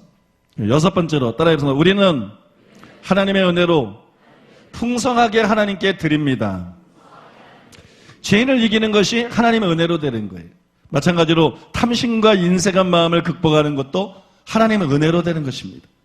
마태복음 6장 24절에 보면 한 사람이 두 죄인을 섬기지 못할 것이니 호기를 미워하고 저를 사랑하거나 호기를 중히 여기고 저를 경히 여김이라 너희가 하나님과 재물을 겸하여 섬기지 못하느니라 그랬어요.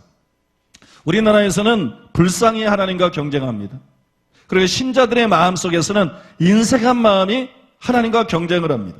하나님과 경쟁할 정도로 돌의 힘이 강합니다. 돌은 사람들의 마음을 끕니다. 그래서 여러분 하나님의 은혜가 아니면 후하게 드리는 것이 불가능합니다. 우리의 자연적인 마음으로는 인색할 수밖에 없는 거예요. 우리 자연적인 마음으로는 인색한 것이 정상인 것입니다. 하나님의 은혜만이 인색한 마음을 극복하고 순수하고 풍성한 헌금을 드릴 수 있게 만듭니다. 인정받기 위해서 또는 조정하기 위해서가 아니라 순수하고 풍성한 헌금은 하나님의 은혜로 되는 것입니다. 하나님께 풍성하게 드리는 은혜에는 두 가지 종류가 있습니다. 먼저 하나님께 후하게 드리는 것이 은사로 임한 사람이 있어요. 이게 그의 은사인 사람들이 있어요. 여러분 그런 은사를 사모해 보셨어요? 많은 사람들이 말씀의 은사, 예언의 은사, 병 고치는 은사를 사모하는데 하나님께 후하게 드리는 것이 은사인 사람, 그런 사람들이 있어요. 그 은사를 사모하시기 바랍니다. 그런 은사도 있어요. 케네스 김 목사님은 마이더스 터치라는 책에서 그 은사에 관해서 이렇게 썼습니다. 어떤 믿는 자들은 특별히 드리는 은혜 안에서 드립니다. 우리에게 주신 은혜대로 받은 은사가 각각 다르니 혹 예언이면 믿음의 분수대로, 혹 섬기는 일이면 섬기는 일로, 혹 가르치는 자면 가르치는 일로, 혹 위로하는 자면 위로하는 일로, 구제하는 자는 성실함으로, 다스리는 자는 부지런함으로, 긍휼을 베푸는 자는 즐거움으로 할 것이니라. 이 직분들은 에베소서 4장에 열거된 사역의 직분들이 아닙니다. 오히려 이 직분들은 단지 믿는 자들이 각자의 주어진 분야에서 더 많은 은혜에 근거하여 발견하게 되는 특별한 경향일 뿐입니다. 예를 들면 하나님의 부르심을 받은 모든 믿는 자들은 긍휼히 여기는 마음이 있어야 합니다. 그렇지만 어떤 이들은 이 분야에 있어서 더 많은 은혜를 가지고 있습니다.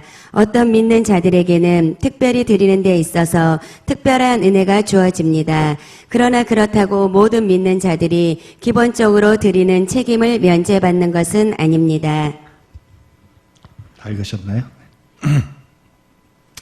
헌금의 은사를 받은 성도들이 있어요. 그걸 헌금의 은사라고 부를 수 있는데, 헌금의 은사를 받은 성도들이 있는데, 이런 분들은 일반 성도들이 엄두도 내지 못할 정도로 헌금을 합니다. 일반 성도들이 엄두도 내지 못하는 액수로 헌금을 해요. 그리고 그걸 기쁨으로 합니다. 기쁨으로 해요. 그리고 항상 그런 것은 아니지만 사도적인 기업가, 일터 사도가 있어요.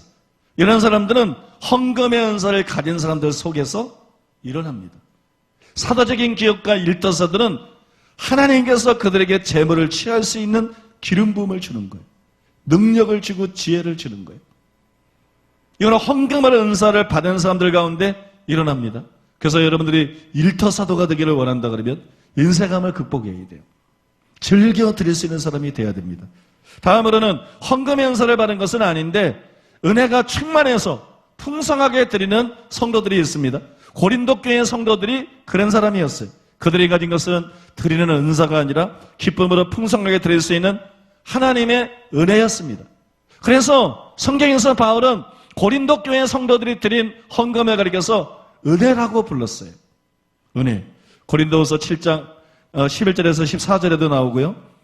시간이 없으니까 고린도후서 8장 1절에서 7절 말씀을 읽어드리겠습니다. 형제들아, 하나님께서 마게도냐 교회들에게 주신 은혜를 은혜라 그랬죠. 마게도냐 교회들에게 주신 은혜. 예. 우리가 너희에게 알리노니 환난의 많은 시련 가운데서 그들의 넘치는 기쁨과 극심한 가난이 그들의 풍성한 연보를 넘치도록 하게 하였느니라. 내가 증언하노니 그들이 힘대로 할 뿐 아니라 힘에 지나도록 자원하여 이 은혜와 성도 섬기는 일에 참여함에 대하여 우리에게 간절히 구하니 우리가 바라던 것뿐만 아니라 그들이 먼저 자신을 주께 드리고 또 하나님의 뜻을 따라 우리에게 주었도다. 그러므로 우리가 디도를 권하여 그가 이미 너희 가운데서 시작하였은즉 이 은혜를 그대로 성취하게 하라 하였노라. 오직 너희는 믿음과 말과 지식과 모든 간절함과 우리를 사랑하는 이 모든 일에 풍성한 것 같이 이 은혜에도 풍성하게 할지니라. 이 은혜에도 풍성하게 할지니라. 여러분, 바울은 여기 말씀해 보니까는 고린도 교회 성도들이 드린 구제헌금을 계속해서 은혜라고 불렀어요. 그걸 헌금이라고 말 안 했어요. 은혜, 이 은혜, 그 헌금을 계속 은혜라고 불렀어요. 왜냐하면 고린도 교회 성도들이 그렇게 후하게 드릴 수 있었던 것은 하나님의 은혜이기 때문이에요. 실제로 하나님의 은혜가 후원헌금을 드리게 만듭니다.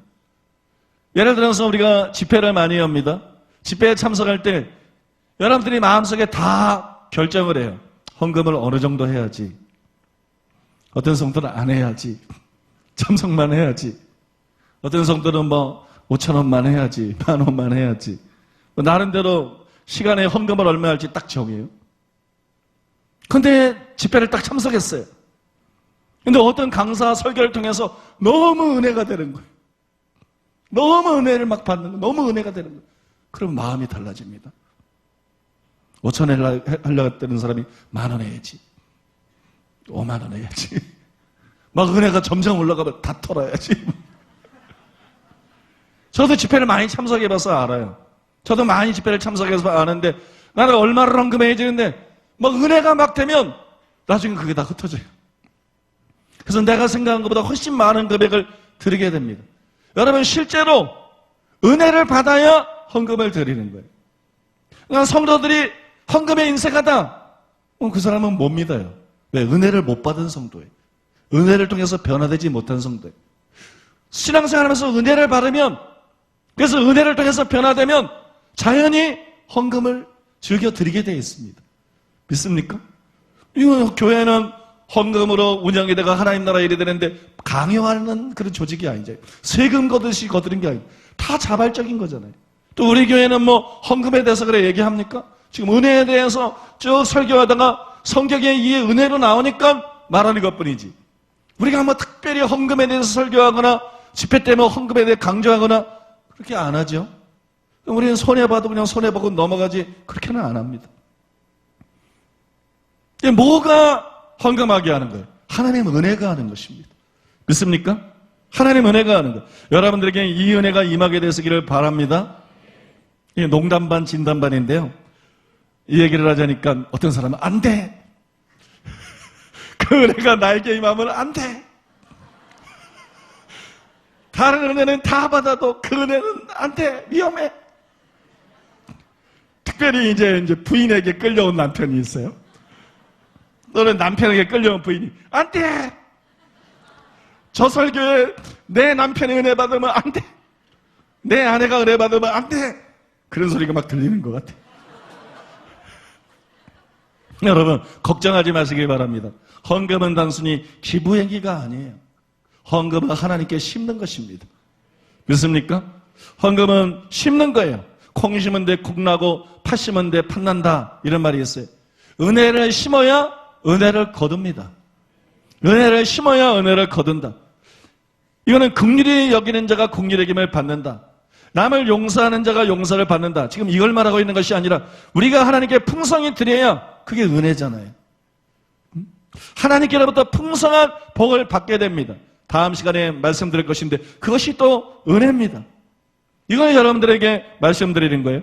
고린도후서 9장 8절에 보면 하나님의 등이 모든 은혜를 너희에게 넘치게 하시나니 이는 너희로 모든 일에 항상 모든 것이 넉넉하여 모든 착한 일을 넘치게 하게 하려 하심이라 그랬어요. 여러분 보세요. 하나님은 은혜를 심는 자에게 하나님은 은혜를 심는 자에게 넘치는 은혜를 부어주십니다. 즉 풍성하게 드리는 자에게 풍성하게 거두게 하십니다. 이것은 다음 성경 구절들에 의해서 확증이 됩니다. 잠언 11장 24절에 보면 흩어 구제하여도 더욱 부하게 되는 일이 있나니 과도히 아껴도 가난하게 될 뿐이니라. 누가복음 6장 38절에 보면 주라 그러면 너희에게 줄 것이니 곧 후히 되어 누르고 흔들어 넘치도록 하여 너희에게 안겨주리라. 너희가 헤아리는 그 헤아림으로 너희도 헤아림을 도로 받을 것이니라. 고린도후서 9장 6절에 보면 이것이 곧 적게 심는 자는 적게 거두고 많이 심는 자는 많이 거둔다 하는 말이로다. 이렇게 기록되어 있어요. 하나님의 말씀은 믿기가 아닙니다. 하나님의 말씀은 진리입니다. 하나님의 말씀을 믿기로 생각하지 마세요. 막이나 거짓말하지. 하나님은 진실하세요. 하나님의 말씀은 진리예요. 안심하고 이 말씀을 받으시기 바랍니다. 바울이 고린도후서 8장 7절에서 오직 너희는 믿음과 말과 지식과 모든 간절함과 우리를 사랑하는 이 모든 일에 풍성한 것 같이 이 은혜에도 풍성하게 할지어다 그랬어요. 다른 은혜만 풍성하지 말고 하나님께 드리는 은혜도 풍성해지라는 것입니다. 하나님께 드리는 은혜도 풍성해지라. 우리는 앞에서 말한 죄를 이기는 은혜, 성경을 바르게 이해하는 은혜, 기적을 행하는 은혜, 사역자가 되는 은혜, 세상에서 성공하는 은혜, 이런 은혜뿐만이 아니라 우리는 여러분 하나님께 아낌없이 드릴 수 있는 은혜에 있어서도 풍성해져야 될 줄로 믿습니다. 우리는 다른 은혜만 구하지 말고 이 은혜도 구해야 됩니다. 이 은혜도 구해야 돼요. 그래서 풍성하게 드리는 자가 되어서 하나님이 믿을 수 있는 청지기가 돼야 됩니다. 그러면 재물 얻을 능력이 옵니다. 그러면 아브라함의 복이 옵니다. 그러면 초자연적인 부의 이동이 옵니다. 믿습니까? 그것을 여러분이 경험하게 될 줄로 믿습니다. 이건 진짜예요. 제가 자주 말씀드리는 것처럼 이것은 제 삶의 경험입니다. 저에게 몇 가지 은사가 있는데 하나는 말씀의 은사입니다. 계시적인 말씀의 은사. 하나는 여러분 다 하고 있는 방언입니다. 통변은 못해. 그 다음에 저에게 말씀의 은사 다음에 두드러지는 은사는 구제하는 은사입니다. 로마서 12장에 나와 있는 구제하는 은사. 나눠주고 베푸는 은사. 저에게 제일 강한 은사가 말씀의 은사고 두 번째로 강한 은사가 구제하는 은사. 그래서 우리 교회는 뭐든지 자꾸 나눠주는 그런 시스템이 되어 있는 거예요. 그게 제 은사이기 때문에. 은사대로 사역하는 거예요.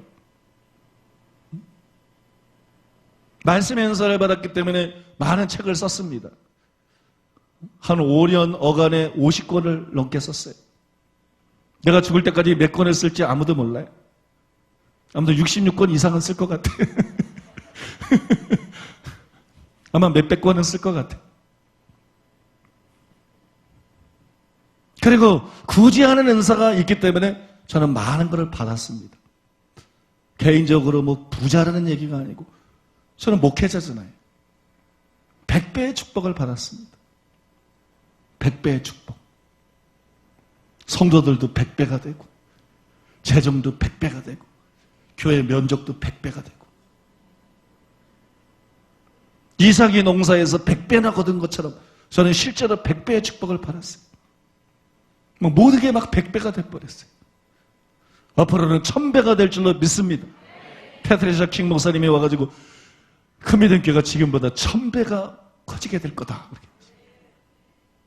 예언이 굉장히 정확한 분인데 나는 그걸 믿습니다. 나는 안 이루어지더라도 믿습니다. 나는 안 이루어지더라도 믿다가 죽을 겁니다. 손해볼 게 없잖아요. 믿습니까? 나는 그걸 믿습니다. 여러분 실제입니다.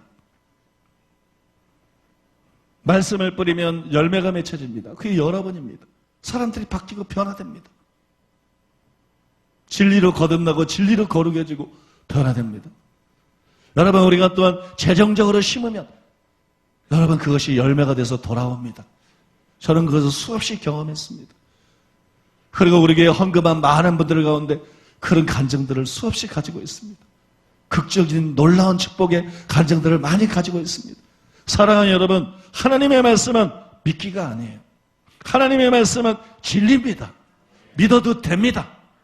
믿습니까? 나한테 속아 넘어오는 건 아니지.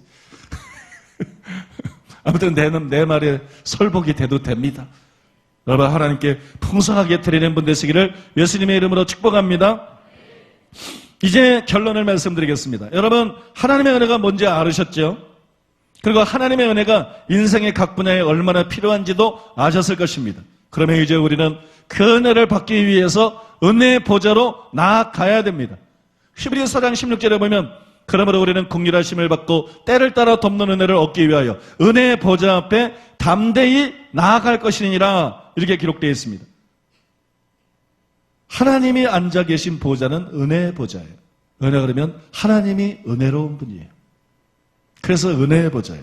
출애굽기 3장 6절에 보니까는 여호와께서 그의 앞으로 지나시며 반포하시되 여호와로라 여호와로라 자비롭고 은혜롭고 노하기를 더디하고 인자와 진실이 많은 하나님이라 그랬어요. 시편 116편 5절에 보면 여호와는 은혜로우시며 의로우시며 우리 하나님은 긍휼이 많으시도다 그랬어요. 하나님은 은혜의 하나님이에요. 은혜로운 분이에요. 하나님의 보좌는 은혜의 보좌입니다. 그러면 여러분 은혜의 보좌 앞에 나가서 은혜를 구하는 것이 얼마나 쉬운 일입니까? 은혜를 받는 것이 어렵다는 생각을 버려야 돼요. 6가지 은혜의 종류에 대해서 말씀드렸어요. 이런 은혜를 받는 것은 어려운 일이 아니에요. 하나님의 보좌는 은혜의 보좌입니다. 하나님은 은혜를 베풀기를 원하십니다. 하나님은 은혜 베푸는 것을 기뻐하십니다. 그러므로 그 보좌에 나가서 은혜를 구하시기를 바랍니다. 여러분들이 자신의 상태 때문에 위축될 필요가 없어요. 여러분의 상태가 어떻든지 은혜 받기에 합당하지 않은 사람은 한 사람도 없습니다. 은혜는 자격이 없는 자에게 주어지는 것입니다. 그래서 무자격이 자격이에요. 자격이 없는 것이 자격이에요. 많은 경우에는 자격이 있다고 생각하기 때문에 하나님 은혜에서 벗어납니다. 지식을 믿는 목사들 자격이 있다고 생각해요. 인격이 훌륭한 목사들 자격이 있다고 생각해요. 지식은 있는데 불신자도 가지고 있는 고매한 인격은 있는데 은혜가 없어요.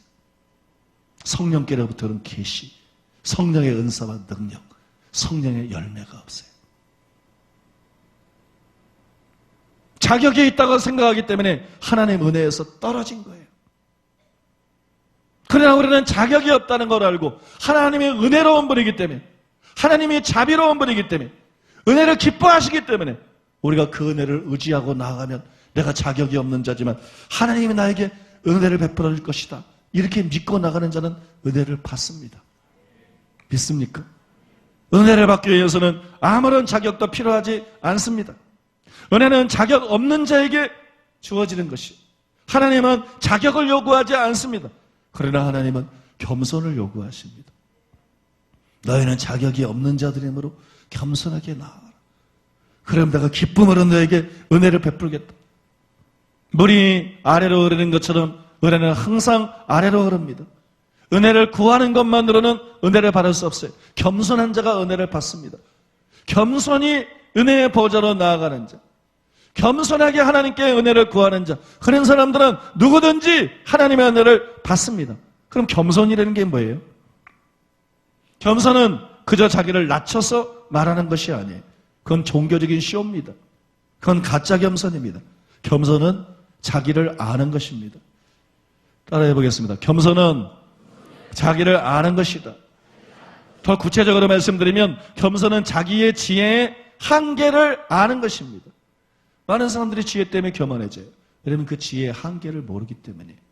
그래서 그 지혜의 한계에 갇혀서 교리적이 되고 종교적이 됩니다. 겸손은 자기 지혜의 한계를 아는 것이에요. 겸손은 자기 능력의 한계를 아는 것이에요.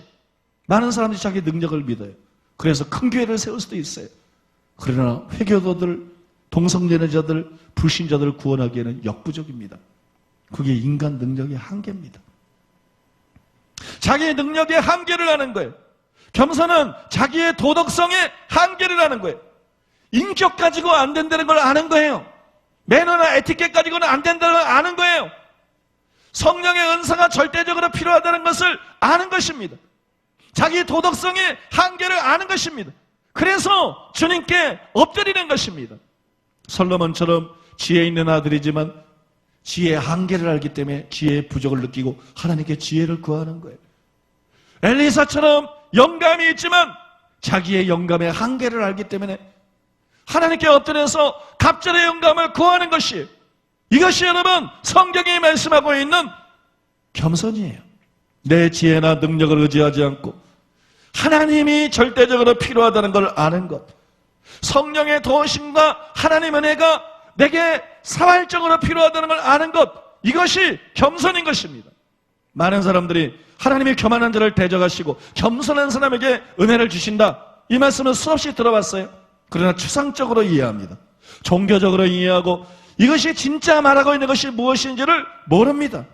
그래서 자기의 부족과 한계를 모르고 실제로는 자기의 지혜나 능력이나 인격이나 자기 자신을 믿고 있으면서 겸손을 얘기합니다. 하나님 은혜라고 말합니다. 겉으로만 자기를 낮춥니다. 이것은 겸손과 아무런 상관이 없습니다. 참 겸손은 자기를 아는 거예요.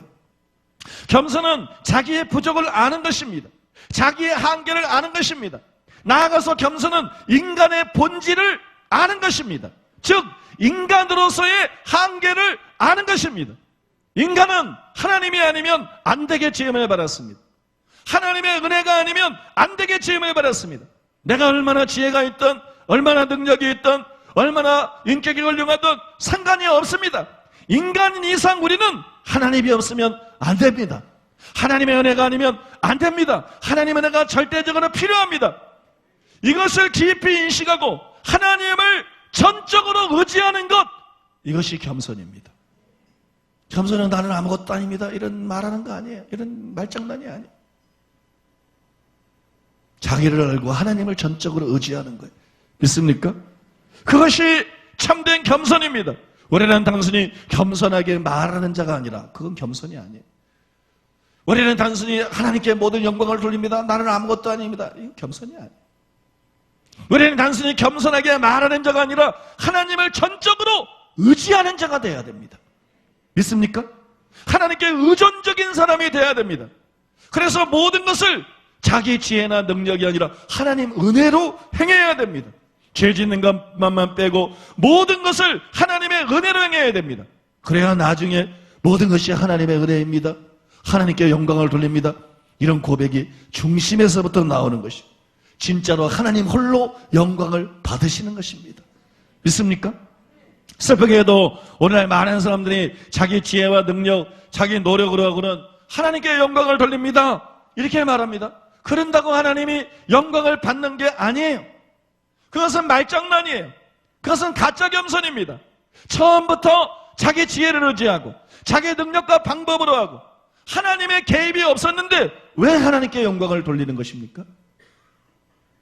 그것을 자기 자신이 잘 알고 있습니다. 하나님 은혜의 개입이 없었다는 것, 하나님이 역사하지 않았다는 것, 내가 지혜로 이 일을 했다는 것, 내 능력으로 이 일을 했다는 것. 그래서 입으로는 하나님께 영광을 내지만 마음이 교만해집니다.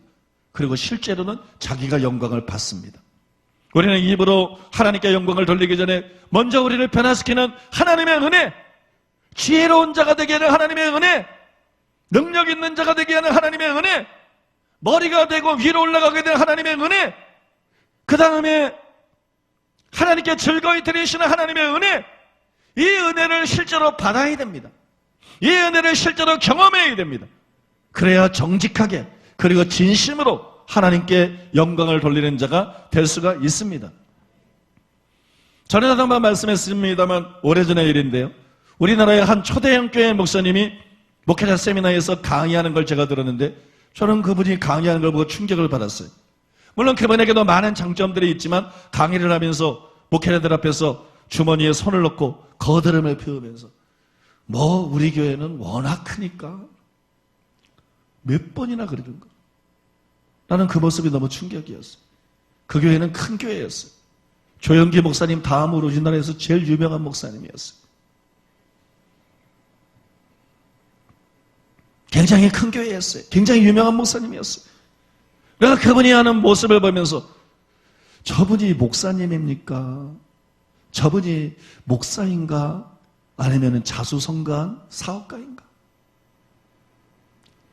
저거는 목사의 모습이 아니고 자수성가한 사업가의 모습 아닌가? 목사의 모습이 나타나는 게 아니라 자수성가한 사업가라는 생각이 들었어요. 마치 이분처럼 강해 설교자로는 다수의 큰 교회 목사님들이 자기가 똑똑하고 자기가 말 잘하고 자기가 깔끔하게 생기고 자기가 매너 있고 노력해서 된 것을, 이 모든 것이 하나님의 은혜입니다. 그러면 하나님이 갸우뚱합니다. 이게 하나님의 은혜라고? 하나님이 갸우뚱해. 김정일 같은 사람이나 아부하는 걸 좋아하죠. 독재자들은 아부를 좋아해요. 독재자들은 직언을 못 참습니다. 그러나 올바른 사람은 아부하는 것을 싫어합니다. 저도 아부를 싫어합니다. 우리 교회 부목사님에는, 우리 교회 부목사님들 가운데는 아부하는 사람이 거의 없어요. 그런데도 이게 담임 목사하고 부목사라는 그런 차이 때문인지 아부를 안 하는데 간혹 아부성 발언을 할 때가 있어요. 그러면 그거 여러분 티가 납니다. 특히 거부갑니다. 난 그렇게 훌륭하지 않은데, 난 그렇게 뛰어나지 않은데 막 훌륭한 것처럼 뛰어. 굉장히 거북해. 어느 때는 제가 어느 때는 제가 그 목사님이 민망할까봐 참고 들어요. 어느 때는 책망을 하고, 어느 때는 책망을 하지만 어느 때는 이렇게 목사님이 민망할까봐 참고 들어요. 근데 참 거북스러워요. 여러분, 저도 아부를 싫어하고 하나님도 아부를 좋아하지 않습니다. 하나님은 정직한 분입니다. 그래서 자기 지혜와 능력으로 다 하는 의 모든 것이 하나님의 은혜입니다. 앵무새처럼 바울 흉내를 내면 하나님이 기뻐하는 것이 아니라 어이없어 하십니다. 언제 내가 너에게 은혜를 주었니? 언제 내 사에게 은혜가 역사했는데? 다 내 지혜로 하고 내 지식으로 하지 않았느냐? 다 내 수단과 방법으로 하고 다 내 능력으로 내 노력으로 했는데 갑자기 이제 와서 왜 나에게 영광을 돌리는 것이냐? 너의 영광은 너가 취해라. 하나님의 것은 하나님에게, 가이사의 것은 가이사에게. 이건 네가 한 일이니까 아마 한국의 많은 목사님들, 세계의 많은 목사님들에게 하나님이 그렇게 말씀할 것 같아요. 교회가 너무나 종교적이 되고 교리적이 되고 하나님의 은혜를 의지하지 않기 때문에, 육체의 지혜로 행하고 하나님의 은혜로 바울처럼 행하는 자가 너무나 적기 때문에, 그러면서도 바울 흉내를 내기 때문에 모든 것이 하나님의 은혜입니다. 하나님 은혜가 임한 적도 없고 하나님 은혜가 역사한 적이 없는데 모든 것이 하나님 은혜입니다. 그러면 하나님이 겸손하다 그러겠습니까? 하나님이 영광 받으시고 기뻐하시겠습니까? 그렇지 않습니다. 주님께 영광 돌리는 것은 립싱크로 가능한 것이 아니에요. 주님께 영광 돌리는 것은 진짜 주님을 의지해서 진짜로 주님의 은혜를 받고 그 은혜가 역사에서 그 은혜로 말미암아 되었을 때 그것을 자기의 영이 너무나 분명하게 알기 때문에 내가 아닙니다. 내가 수고했지만 내가 아닙니다. 나와 함께 하신 하나님의 은혜입니다. 하나님의 은혜로 이 모든 것이 되었습니다. 영으로 고백할 때 하나님이 진짜 영광을 받으시는 것입니다. 하나님이 기뻐하시고 진짜로 높임을 받는 것입니다. 저는 자주 모든 것이 하나님의 은혜로 되었음을 고백합니다. 이것은 제 심장에서 나오는 고백입니다. 아, 내가 하나님의 은혜로 되었다고 하면 사람들이 나를 겸손하다고 하겠지? 아니요. 그래서 하는 말들이 아니에요. 바울도 하나님의 은혜로 되었다고 했으니까 나도 당연히 그렇게 말해야지? 아닙니다. 저에게는 그것이 실제입니다. 진짜 하나님의 은혜로 된 것입니다. 제가 바울처럼 그렇게 훌륭하지도 않고 된 것도 많이 없지만 작게나마 된 모든 것은 하나님의 은혜로 된 것입니다. 저의 자연적인 지혜나 능력으로 된 것이 아니에요. 그리고 노력했지만 노력으로 된 것이 아닙니다. 노력해야 됩니다. 은혜가 부어져도 노력하지 않으면 아무것도 이루어지지 않습니다. 내가 다른 사도보다 더 많이 수고했으나 바울이 고백한 것처럼 수고하고 노력을 해야 됩니다. 저도 노력을 했습니다. 열심히 성경을 읽었습니다.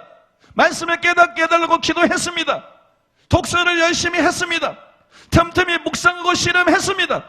그런데 성경을 열심히 읽으면 진짜 말씀이 깨달아집니까? 독서를 열심히 하면 진짜 분별할 수 있습니까? 오히려 더 짬뽕이 됩니다. 열심히 묵상하고 연구하면 정말 분별하고 깨달을 수 있습니까? 제가 노력했지만 그것으로는 제가 이해하고 있는 것을 이해할 수가 없었습니다.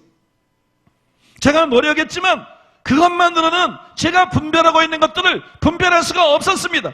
그것을 가능하게 한 것은 하나님의 은혜였었습니다. 성경을 읽은 것은 제가 수고한 것이지만, 말씀 연설을 구한 것은 제가 수고한 것이지만, 독서를 열심히 한 것은 제가 수고한 것이지만, 열심히 묵상하고 실험하고 연구한 것은 제가 수고한 것이지만, 그래서 깨닫거나 분별할 수 있게 된 것이 아닙니다. 하나님의 은혜로 된 것입니다. 더 구체적으로 말씀드리면 성령께서 제게 조명하셨습니다. 성령께서 제 속에서 말씀하셨습니다. 성령께서 제 안에서 가르쳤습니다. 저는 하나님의 은혜가 임해서 계시적으로 말씀이 깨달아지고 분별이 되고 이해가 되는 그런 경험을 수십 년 동안 일상적으로 수도 없이 경험하며 살아왔습니다. 그래서 온 마음과 중심으로 모든 것이 하나님의 은혜라고 고백할 수밖에 없는 것입니다. 그것이 사실이기 때문에 낮추고 높이는 문제가 아닙니다. 그것은 정직성의 문제입니다. 그건 양심의 문제입니다. 진짜로 나의 지혜로 된 것이 아니고 나의 노력으로 된 것이 아니고 단순히 독서로 된 것이 아닙니다. 하나님의 은혜가 함께했습니다. 성령께서 빛을 비춰줬습니다. 성령께서 계시하셨습니다. 성령께서 가르치셨습니다. 성령께서 분별력을 주셨습니다. 그래서 가능한 것입니다.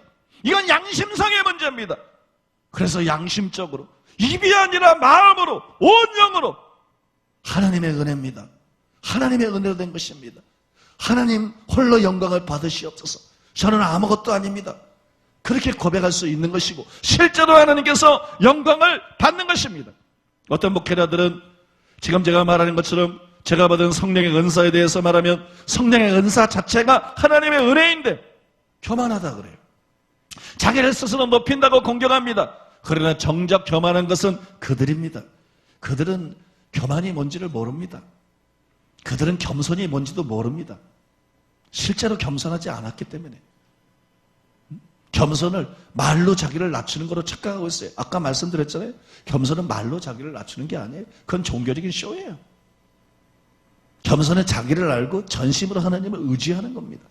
그래서 하나님 은혜가 임하고 양심적으로 하나님 은혜로 됐기 때문에 하나님께 영광을 돌리는 것입니다. 믿습니까? 겸손은 그런 실제적인 것입니다.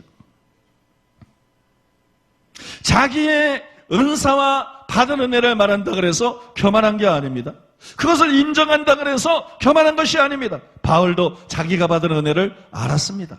나의 나 된 것은 하나님의 은혜로 된 것이라. 자기가 은혜 받은 걸 알았습니다. 은혜가 임한 걸 알았습니다.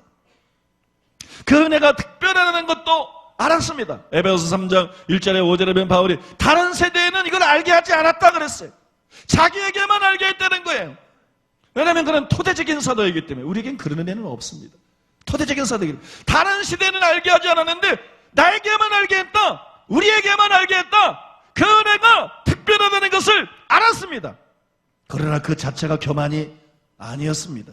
그것이 하나님의 은혜인 것을 알고 하나님께 영광을 돌리는 마음을 갖고 있으면 그것은 오히려 겸손인 것입니다. 겸손은 현실에 대해서 눈 감는 게 아니에요. 겸손은 자기에 대해서 무지한 게 아니에요. 자기가 받은 은혜나 능력에 대해서 무지한 게 아니에요. 하나님 나라는 사역 속에서 자기의 역할이나 중요성에 대해서 무지한 게 아니에요. 겸손은 그 모든 것을 알지만 이 모든 것이 진실로 하나님의 은혜로 된 것을 아는 것입니다. 자기가 많이 수고했다는 것까지도 알지만 이 모든 것이 하나님의 은혜로 되었다는 것을 양심으로 아는 것입니다. 영으로 아는 것입니다. 그래서 온 영과 온 마음으로 실제로 하나님께 영광을 올려 드리는 것입니다. 이것이 여러분 참된 겸손입니다. 여러분 거짓 겸손을 갖지 마세요. 한국 교회는 지금 거짓 겸손이 교계를 점령하고 있어요. 거짓 겸손이 아주 판을 치고 있어요. 거짓 겸손을 갖지 마십시오. 참된 겸손을 가지시길 바랍니다. 겸손한 척하지 마세요. 하나님 앞에서 실제로 그 마음이 겸손한 사람이 되시기를 예수님의 이름으로 축복합니다. 끝으로 시간이 좀 지났습니다. 끝으로 이것을 여러분과 나누겠습니다. 바울이 어떻게 그렇게 위대한 사도가 되었을까요? 어떻게 그렇게 위대한 업적을 남길 수 있었을까요? 그것은 본문에 고백하고 일맥상통하는 또 다른 고백이 있어요. 본문에서 바울이 나의 나 된 것은 하나님의 은혜다. 그래서 나와 함께 하시는 하나님의 은혜다. 또 다른 고백이 있는데 거기에 비결이 나타나 있습니다. 고린도후서 1장 12절입니다. 우리가 세상에서 특별히 너희를 대하여 하나님의 거룩함과 진실함으로 행하되 육체의 지혜로 하지 아니하고 하나님의 은혜로 행함은 우리의 양심이 증언하는 바니 이것이 우리의 자랑이라. 왜 양심이라 그랬어요? 아까 말씀드렸잖아요. 양심이 하는 거예요. 내 지혜가 아니고 내 능력이 아니고 하나님 은혜로 내가 설교한다. 하나님 은혜로 내가 사역한다. 믿습니까? 하나님 은혜로 내가 됐다. 그거는 여러분 양심의 문제라니까요. 내가 육체의 지혜로 행하지 않고 하나님 은혜로 행함은 우리의 양심이 증언하는 바니 이것이 우리의 자랑이라. 오늘날 다수의 목회자들과 달리 바울은 육체의 지혜가 아니라 하나님의 은혜로 행했습니다. 이것이 비밀입니다. 이것이 비결입니다. 그리고 이것이 바울의 자랑이었습니다. 이런 것이 주 안에서 자랑하라고 하신 주 안에서의 자랑입니다. 하나님의 은혜를 자랑하는 것은 결국 자기를 높이는 것이 아니라 하나님께 영광을 돌리는 것이기 때문에. 믿습니까? 바울의 이 고백은 육체의 지혜가 아니라 하나님의 은혜로 행하는 것이 얼마나 중요한 것인지를 보여줍니다. 바울이 어떻게 이렇게 위대한 사도가 되었는가? 바울이 어떻게 이렇게 놀라운 업적들을 남겼는가? 간단합니다. 그가 똑똑했기 때문이 아닙니다. 그가 열성적이었기 때문이 아닙니다. 그것은 하나님의 은혜 때문입니다. 그에게 임한 하나님의 은혜 때문입니다. 하나님의 은혜로 행했기 때문입니다. 여러분, 탁월해지기 위한 방법이 있는데 하나님의 은혜입니다. 내 지혜나 능력이나 노력이 열심이 아닙니다. 하나님의 은혜입니다. 탁월해지는 방법이 있는데 하나님의 은혜입니다. 큰일, 위대한 일을 행하시는 비결이 있는데 하나님의 은혜입니다. 하나님의 은혜가 우리를 뛰어나게 합니다. 하나님의 은혜가 위대한 일을 하게 합니다. 하나님의 은혜가 탁월한 일들을 하게 합니다.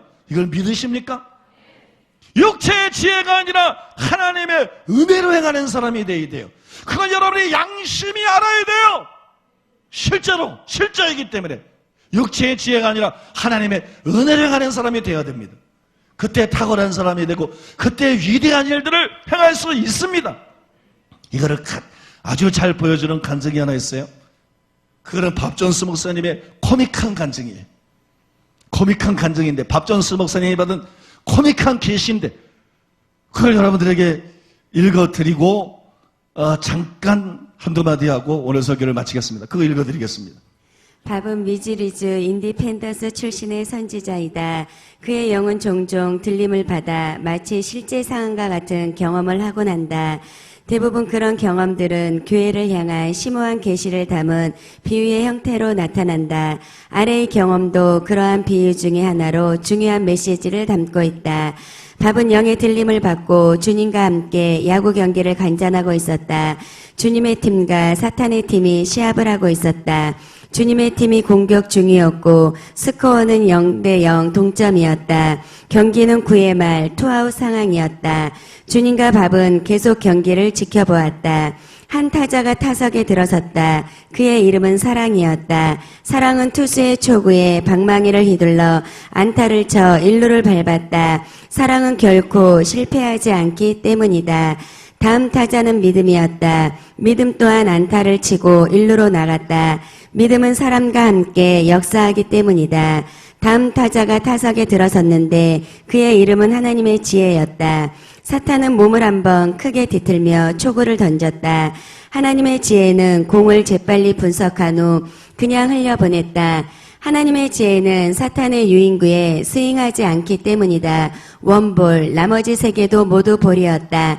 하나님의 지혜는 포볼로 1루에 진출하였다. 하나님의 지혜는 결코 사탄이 던지는 미끼에 스윙을 하지 않기 때문이다. 말로 상황이 되었다. 그러자 주님은 밥을 보시며 내가 지금 나의 스타 플레이어를 내보낼 생각이다 라고 말씀하셨다. 바로 타석에 은혜가 등판했다. 밥은 썩 좋은 생각이 아닌 것 같은데요 라고 담담하게 얘기했다. 사탄의 팀은 은혜를 보자 긴장을 풀고 한숨을 돌렸다. 사탄은 이 게임을 이길 수 있다고 생각하면서 초구를 힘껏 던졌다. 놀랍게도 은혜는 매우 빠른 강속구를 쳐냈다. 그러나 사탄은 걱정하지 않았다. 공중의 왕, 그의 중견수가 그것을 처리하도록 하였다. 그는 공을 향해 뛰어올라 글러브를 폈지만 공은 글러브를 통과하여 그의 머리를 때렸다. 그러자 그는 땅으로 철퍼덕하고 떨어졌다. 공은 펜스를 넘어 홈런이 되었다. 결국 주님의 팀이 승리하게 되었다. 경기가 끝난 후 주님은 밥에게 질문하셨다. 왜 사랑과 믿음 그리고 하나님의 지혜가 이 경기를 승리로 이끌지 못하고 단지 진로만 할 수 있었는지 그 이유를 아느냐? 밥은 그 이유를 모르겠다고 대답했다. 주님이 설명해 주셨다. 네가 너의 사랑과 믿음 혹은 지혜로 이 경기를 승리로 이끌었다면 너는 너 스스로 이 경기를 이겼다고 생각했을 것이다. 사랑과 믿음, 지혜는 네가 진로하여 베이스를 밟게 해줄 것이다. 그러나 나의 은혜만이 너를 홈으로 들어올 수 있게 할 수 있다. 나의 은혜는 사탄이 멈추게 할 수 없는 것이다. 여러분 굉장히 코믹하고 감동적인 계시 아니에요? 사랑과 믿음, 지혜 다 중요하잖아요. 사랑과 믿음, 지혜 이건 경기를 승리로 이끌 수 없습니다. 진루하게 할 뿐이에요. 전진하게 할 뿐입니다. 은혜가 경기를 승리로 이끕니다. 그래서 하나님만이 온전히 영광 받으시게 합니다. 더 깊이 들어가면 사랑과 믿음과 지혜도 은혜입니다.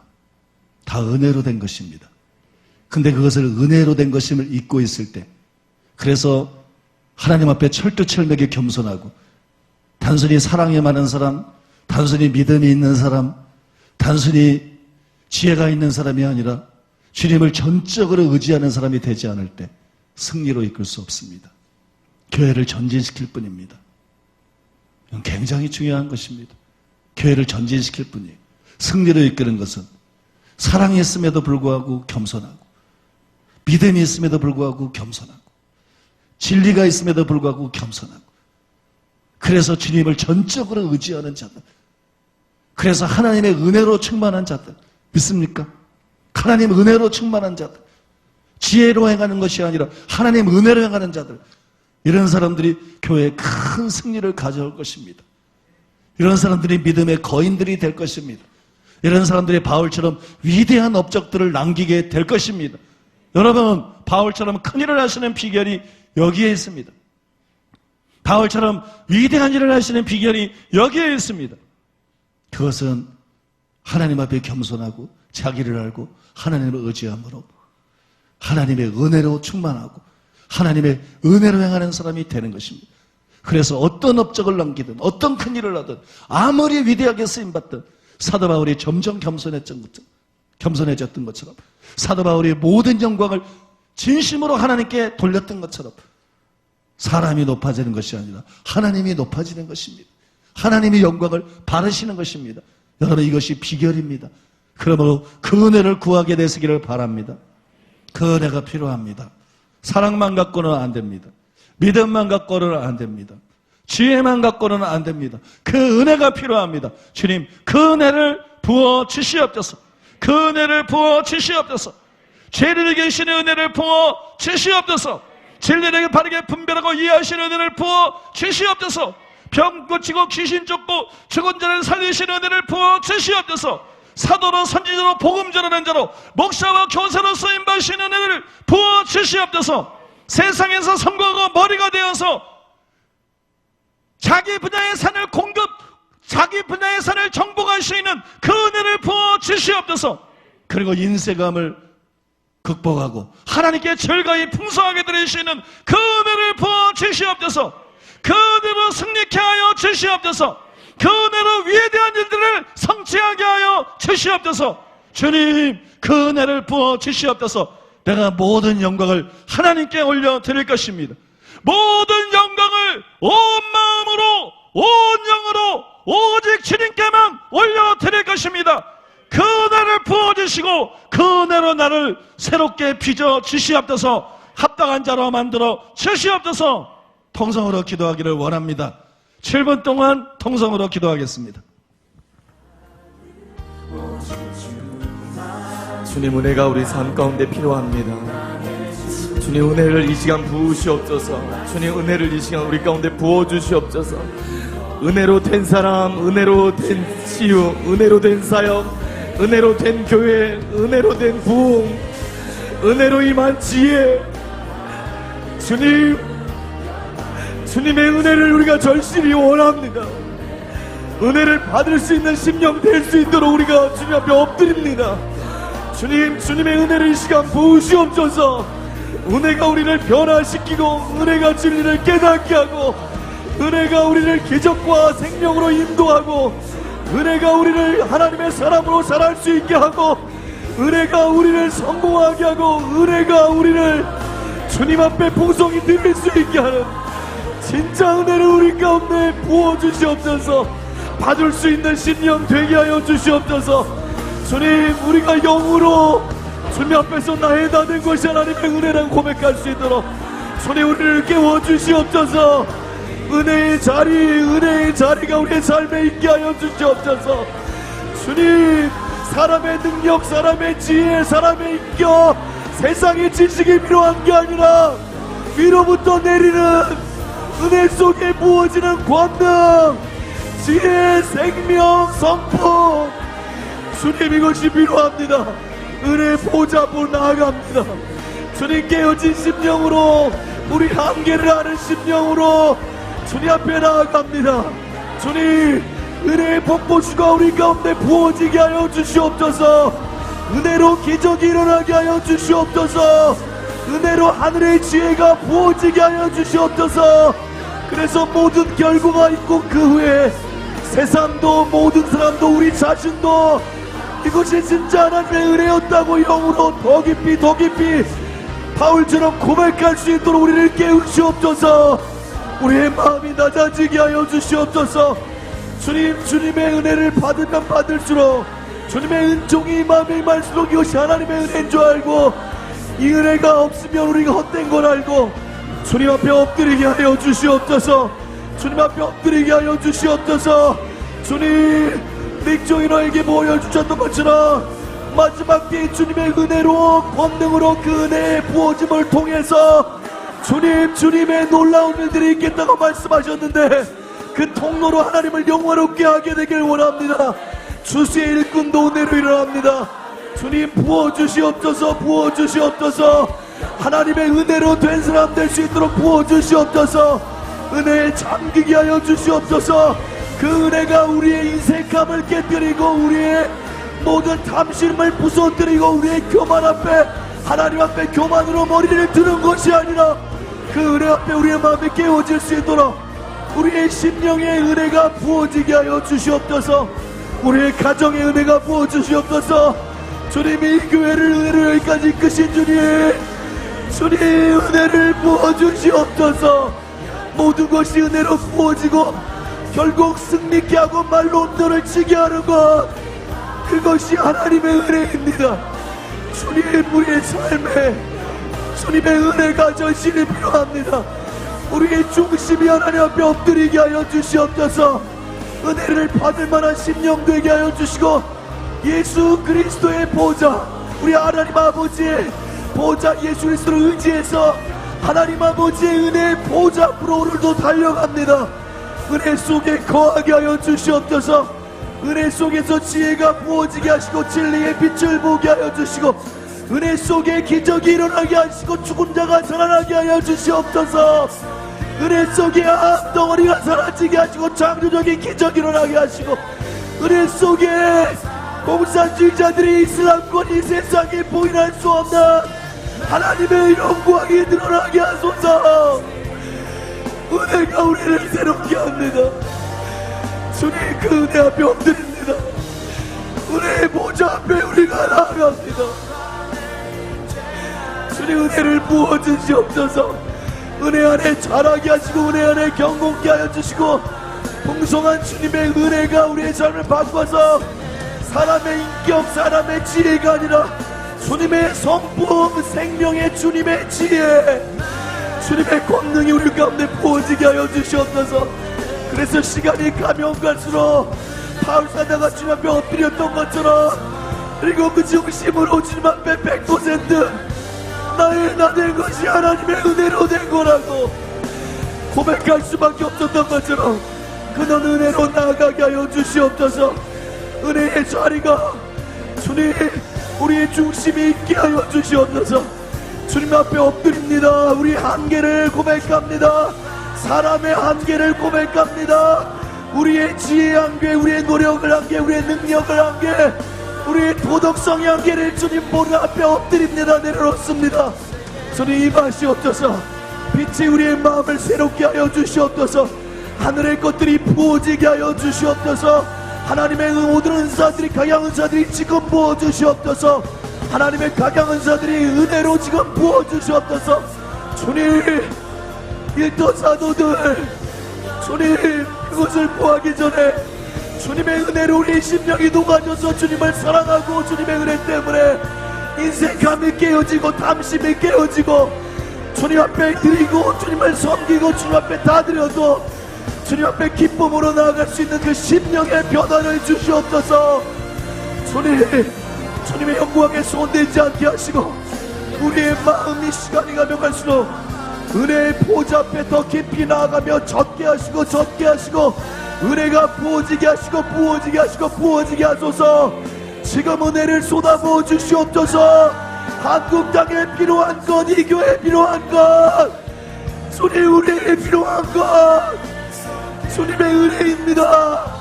사람의 지혜가 아니고 주님의 지혜입니다. 사람의 있음을 뛰어난 하나님의 능력입니다. 주님 부어주시옵소서. 은혜가 회복되게 하시옵소서. 우리의 심령에 주님의 은혜가 우리를 회복시키게 하여 주시옵소서. 주님, 주님을 의뢰하고 나아갑니다. 주님을 바라봅니다. 주님 앞에 엎드립니다. 오늘도 은혜의 하루가 되게 하소서. 이 말씀이 우리의 심령을 때리고 이 말씀이 우리의 심령에 은혜의 관을 받게 하여 주시옵소서. 이 말씀이 우리의 심령을 깨뜨려서 주님 앞에 겸손히 엎드려 하나님의 눈이 열리고 주의 은혜가 우리 심령에 부어지는 은혜의 관이 되게 하여 주시옵소서. 주님을 사모합니다.